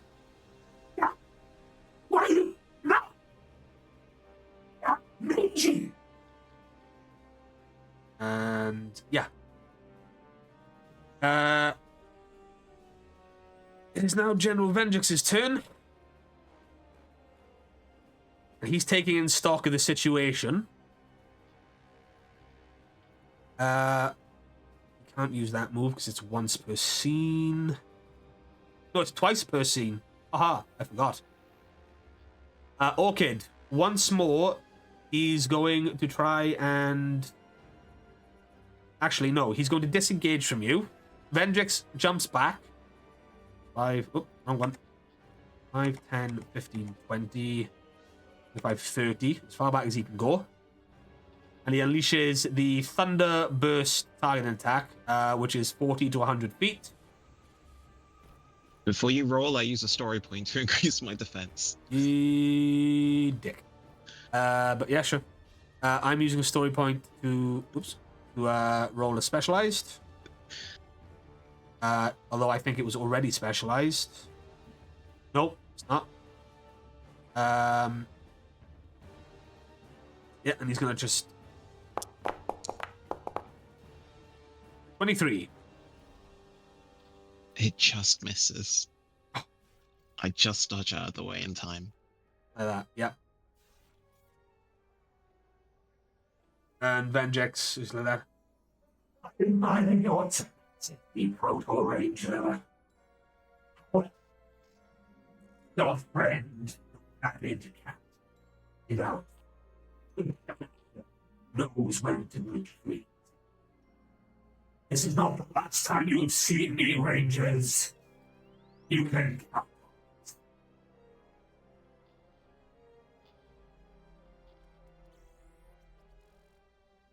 And Vengex, using a personal teleporter, retreats from the fight. You hear Commander Kruger shout, "Coward!" As Thestro, seeing as it's his next turn in the turn order, makes his way to the fallen Zybrian. And using... Oh, right. Blue Ranger. Does the Blue Ranger have a heal ability? Yeah, power heal. Sestro uses power heal. He's going to use a personal power. So that puts him down to 5 out of 6. And he's going... Each power spent heals 1. So he's going to bring this Cybrian warrior back up. And that's his turn. Oracle, however, seeing what's going on over there, if I can find that, he's going to use Super Leap. Anywhere within 90 feet as a move action. And he's going to leap over to where Steelon is with Gira, who is accosting him right now. And land just here.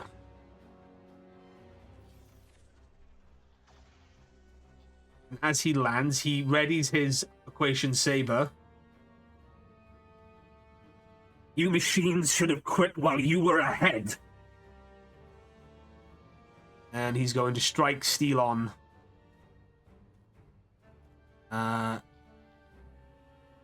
Is he specialized with swords? Because he's a Red Ranger. I'm going to assume he might be.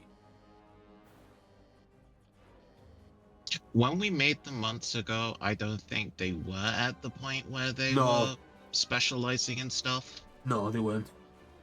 Like that. However, he is going to get edge considering Steelon is prone. Yep, that's... No, it's not. Just doesn't hit. He takes this like that and he kind of just hits Steelon with the sword, but it doesn't do enough damage. As we pivot back to the top of the turn order, and it's Titus's move. I don't think you have... No, he has Relentless Blows.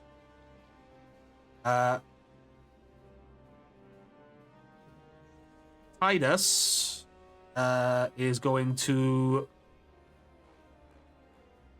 I believe he has ninja, equation ninja power as well, but it's only 20 feet.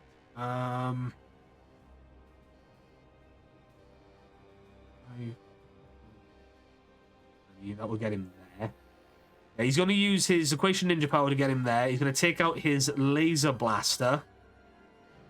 And he's going to try and shoot Steelon. He is rolling with a snag, though. He's not good at it. He would also be rolling at edge. He gets a normal shot. Cancels out. It's 12, it doesn't hit. But it's not his... He didn't use his move action because, again, he's a ninja. He can just jump, so he's going to fire his laser again. At normal. Nothing doing. He wouldn't hit anyway. He needs to get 23. There's no way he's going to hit, but he's trying his best. Orchid, it's your move. You've just witnessed Fendrick's retreat. You do get the feeling it's not the last you'll ever see of him. In fact, you've been left with a odd sense of the fact that he's now not just fixated on his obsession with the morphing grid, but he's obsessed with you specifically. Joy. That's a problem for future Orchid. Right now, I snap around. And while doing this, I want a grid bloom, because I want to see what the dice dictate I do next. Yeah, sure.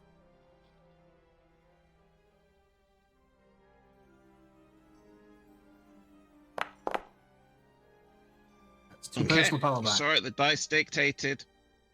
As I spin around, you see the familiar growing, like, beat ball of energy at the tip of the barrel. I am in full-on sniper position. And I do the sniper penetrating volley. Of course. I left it to the grid bloom to decide. Yeah, that was cool.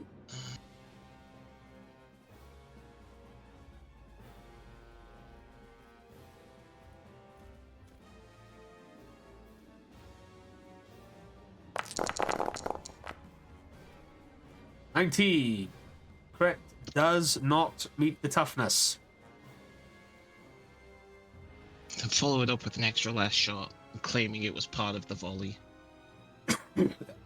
Like, he can't dodge that, so I'm going to say you beat his evasion score, considering he's being held down. You know, for the crit, can I just disarm him if I don't actually get to do damage to him? I mean, it would do damage and it would disarm him as well. Ah, sweet. So he gets 4 damage done to him. Let's see now. No, that's if you're counting that as a crit, that's 12. Oh, okay. Well, yeah. That's destruction. You hit Steelon with that volley of things. Gira and Oracle dive out of the way as these repeated blasts hit Steelon. Steelon looks up, and as these hits hit him in the volley, just as the last one is about to hit, he activates his personal teleporter. However, you do blast off his arm, and it's left there on the hangar room floor.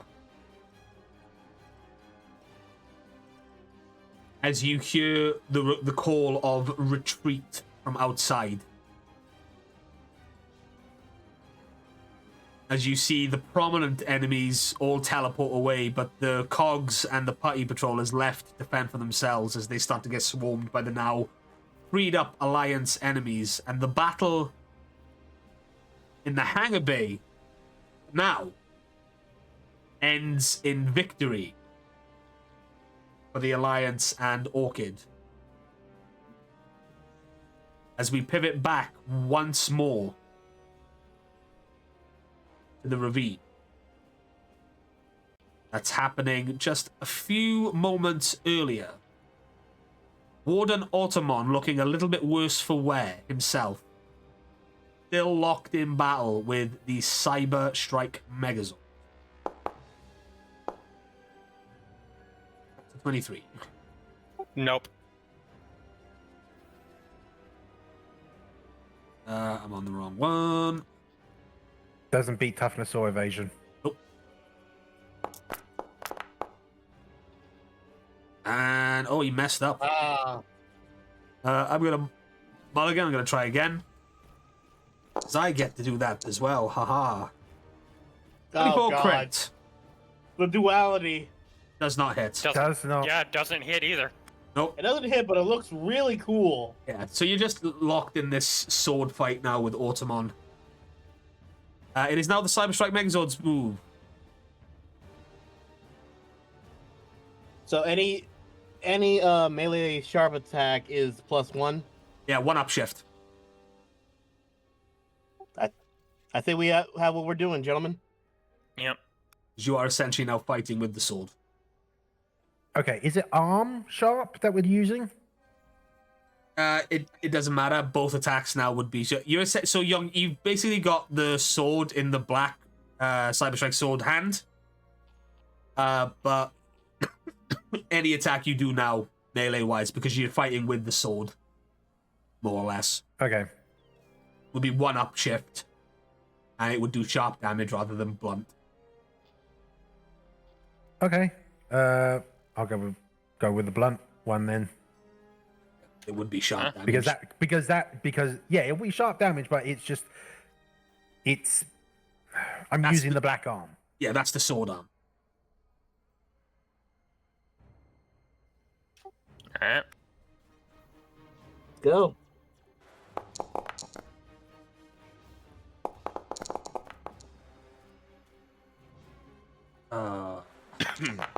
You three roll. God damn it! Remember, we have the upshift. Yeah. That was with the upshift. mine- Yeah, that was the upshift. Can I do something? Sure. Sigil, any suggestions? We're not really making any progress here. That's a 23. That would have hit. Let me take a look at the sheet.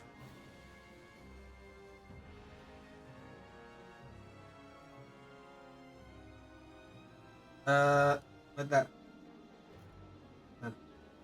May I suggest the Cyberbuster Barrage?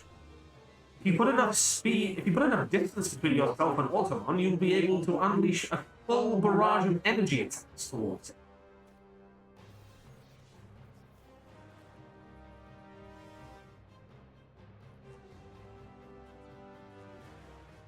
Your CyberStrike Buster Barrage is your second finisher. That is not the much, and you're allowed to use that at least twice per season.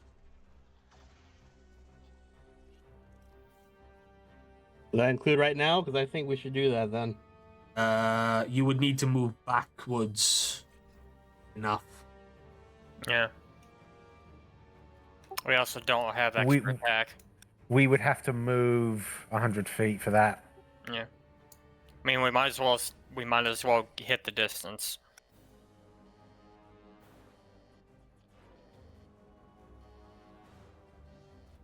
Okay, let's at least move back 100 as much as we can. Also, remember, we can fly. No, you cannot. Oh, I mean, well, yeah, you can. Yeah, we got an aerial of 60. Yeah, let's but that's just if fly straight that's up. if you're fighting in space. That one was more for. And our ground is 30. Yeah, I don't think I put in anything for allowing you guys to. Anything. But yeah. Then never mind. Why are you trying to move away so much? Because the minimum distance of the barrage is 100 feet. No, that's your. If it goes beyond 240. What? Remember, it's the if you're within 100, you can do it. If it was beyond 100 and you weren't in a Zord, you'd have to roll it snag. Yeah. So you can still do it from right where you are. I was gonna say, as long as we're not in melee range, we can just smash him. Yeah. I mean, We you're still don't in have you're still in any melee attacks range. that have a minimum where we can't fire it within that. But So he would it's be- just as long as you're within 100 foot, outside of his reach, you're fine. So you're currently within melee range, but you could 100% do the Buster Barrage as a normal attack right here. Okay. Do we do that then?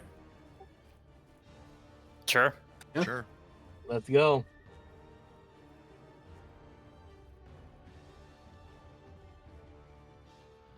Everyone choose to roll the Buster Barrage, please.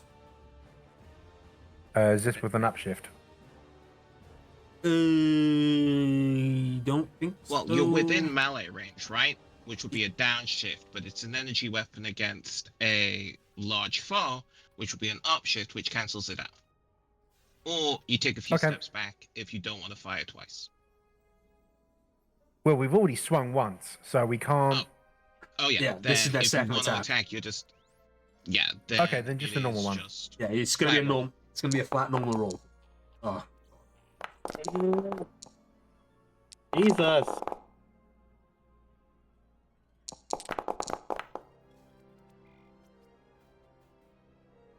Ew. Wait, no. 1, 2, 3, 4, 5. And we have a crit 23 too. You pass. Did we? Oh my god, yes! Finally. Get fucked! Yeah. Finally. You beat his nerd. one roll beat it. 2 rolls beat it by 2. 1 met it. So yes, you beat his evasion and his thing, and there's a crit. Yeah, and Dwayne hit the crit as well. Yeah. So Sigil came through for us. yes, as this happens, that you sans the black ranger. Well, no, with that you the CyberStrike sword folds back in on itself and goes away, as it is a shuttle, as you know, that comes out of the out of the gamma, and you hold both arms out. Both of the blaster cannons on the yellow CyberStrike sword aim up, and the firing ray on the blue one does, and the middle chest sigil of the red ranger's Zord turns, and a chorus. All 5 of you shout out, CyberStrike Buster Barrage, the 5 of you. And if you've ever seen the finishing move of the Power Rangers SPD command base Zord, it's basically that, just all 5 streaks of power hurtling towards Automon, which does 9 element damage, but you did get the 1 crit, which doubles it. 18 element damage, boy. This blast hits Automon and sends him hurtling back across this ravine. And as he's being hit, he spins around, but once again, because these generals are very wily, you hear him say, You may have won this battle, Rangers, but you have not won this war. And using his personal teleporter, he teleports away. As the CyberStrike Megazord finishes its attack and strikes its own pause, as once more the Power Rangers have defeated the Machine Empire commanders. And as Autobahn goes down, you start to see all of the Machine Empire ships begin to retreat, Rangers, as the battle for Smilodia has ended in victory for the Alliance forces and the Power Rangers. And that, ladies and gentlemen, is where episode 45 ends.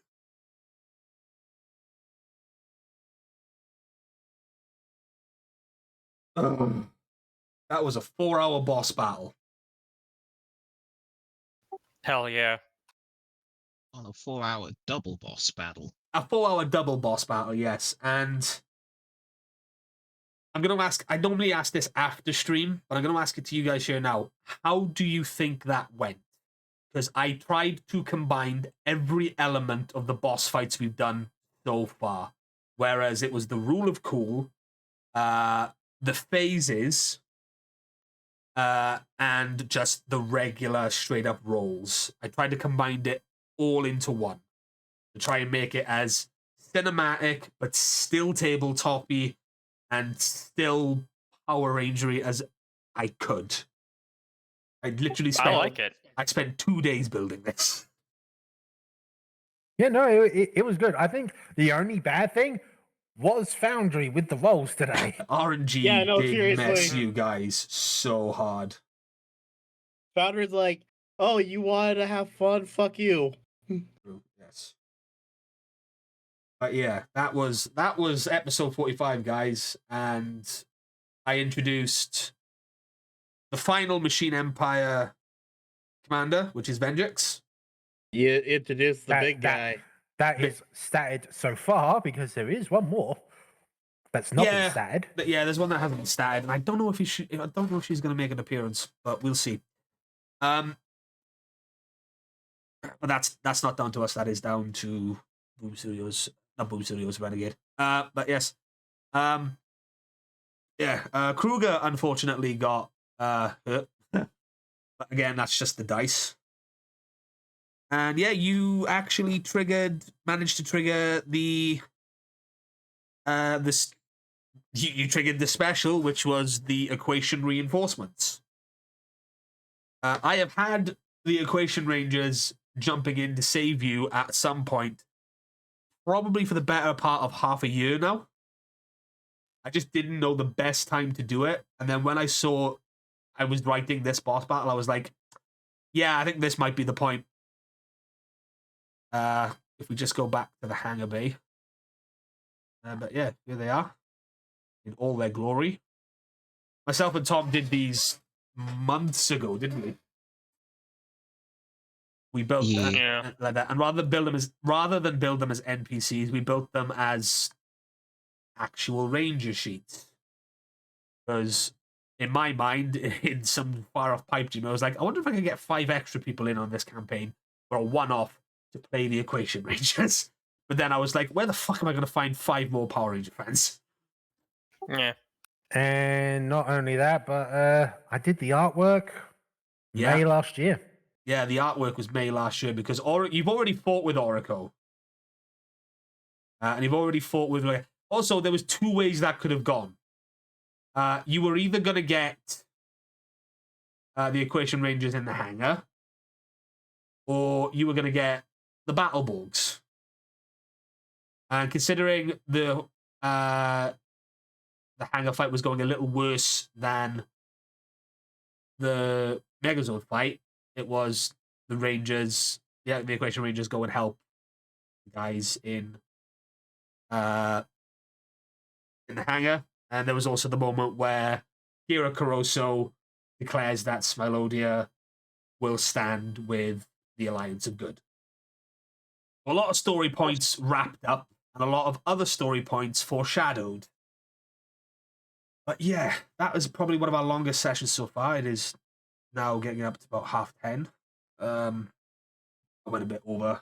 I was like, I need to finish this. It's got to finish it. I'm going to just power through. Yeah. Oh, man. was, ladies and gentlemen, episode 45, The Battle of Smilodia. Next episode, while this was incredibly battle heavy, next episode will be incredibly roleplay heavy. The epilogue. The Both are epilogue. valid in D&D. People who say otherwise. Yep. Yes, we're going to do very quick goodbyes now. Because I need to find someone to raid, and yeah, we're just going to say all these avatars and like that because I have work again early tomorrow morning. We need to decompress from. So, Sean's online. Yep, he's doing the ball dragons. Dragon Ball Sparking Zero game, which I won. So yes, I think we're going to go raid into Procyon Rex. The boy. The boy. The lad. Yeah. Although he has been going for 3 hours, not much longer he's going to be going for. So. But yes, so quick goodbyes, and then we will see you all another time. So, Choco, who are you? Where can they find you? Hello, I am Chocolate Zombie 101. You can find me on the social medias as Chocolate Zombie 101, and I stream on Twitch occasionally. You can also find me in Deluna in about 2.5 to 3 hours over on twitch.tv/BurnoutVaughn for Face of Our Lives, our Wild Beyond the Witchlight campaign. You can also find the two of us over on Draco Magnus's channel on Wednesdays for our Curse of Strahd game. And on Thursdays, myself, Draco, and Hochi stream Baldur's Gate 3. That's all I got. Awesome. Cryptic, who are you? Where can they find you? I am Cryptic Saiyan. You can find me at twitch.tv/cryptic_Saiyan. We will be hosting Slam Win by Glory this Saturday. So far, I am recording the last match as we speak, and it will be roughly upwards of 5.5 hours. Fantastic. Deluna, who are you? Where can I find you? Hello, my name is Luther. Find me everywhere you want to find me. 13. Choco already mentioned. Face of Our Lives tonight. Roving Odyssey tomorrow. You keep One cutting last out, thing. buddy. Everywhere Deluna 13. Next. You kept cutting out there, but yeah, Deluna 13, you can find them all like that. Scott. Scott, who are you? Where can they find you? I am the internet's Mr. Hardluck. You can find me on the internet in such places as twitch.tv/Mr. Hardluck. That is MR Hardluck. The home of Yeet Elite Wrestling, which is on hiatus and will be returning in big air quotes soon. Otherwise, you can find my in real life wrestling exploits as the classiest man in the multiverse, Scott E. Stevens, on Facebook and YouTube. Just search Scott, middle initial E, last name Stevens. You can check out some of my old matches. Please watch them. They're terrible. Awesome. Rosso, who are you? Where can they find you? You can find me at RossoRyu, that is ROSOHRYU, on pretty much all of the socials, whether that is Twitter, Blue Sky, and YouTube. I do the artwork for the portraits and for the battle images. So, yay, that's me. Yeah, all the square tokens you've seen, that is Rosso. Tom, who are you? Where can they find you? I'm Tom. You can find me here next time. Tom also did all the fantastic art you see scrolling across the screen here on the slideshow. Yes, that includes the 3D renders. He went above and beyond for the CyberStrike Zords, and I've always thanked him for that. Fantastic. And of course, my name is Twitch the Person. I am the brains behind this insane campaign that is not even halfway finished, because this arc was the biggest thing I've ever written, and I went absolutely mental with it, and I will not be doing so again. Because, holy crap, I didn't know my brain could run away from me that much. I stream, obviously, Power Rangers CyberStrike. I also stream currently a Pokemon Soul Lock with my friend Dom, which will probably be streaming tomorrow and probably Thursday as well, because I'm kind of addicted to Nuzlocking at the moment. I never thought I would be, but yes. And yeah, you can find all my socials down below, apart from Blue Sky. I'll get on that as soon as I can. You can find the entire playlist of Power Rangers CyberStrike over here on my YouTube. And yeah, thanks for tuning in. Thank you for the long slog of this 4-hour session, the longest one I believe yet. I thank you, Six, for playing this campaign with me, and I thank everyone who does watch and come to this little corner of the Morphin Grid to see the madness that I have written, which is Power Rangers CyberStrike. Thank you very much. Go send some love to my friend Sean, aka Procyon Rex, VTuber. Yes, come on. We can do it. They're playing Dragon Ball Spark Zero. Until next time, guys, take it easy, stay safe, be kind. If you can't be kind, shut the fuck up and keep it to yourself. And hail Pigeon. I beat you fuckers to it this time. Hail Pigeon. Hail Pungus. You son of a bitch. See you later, guys. Thanks.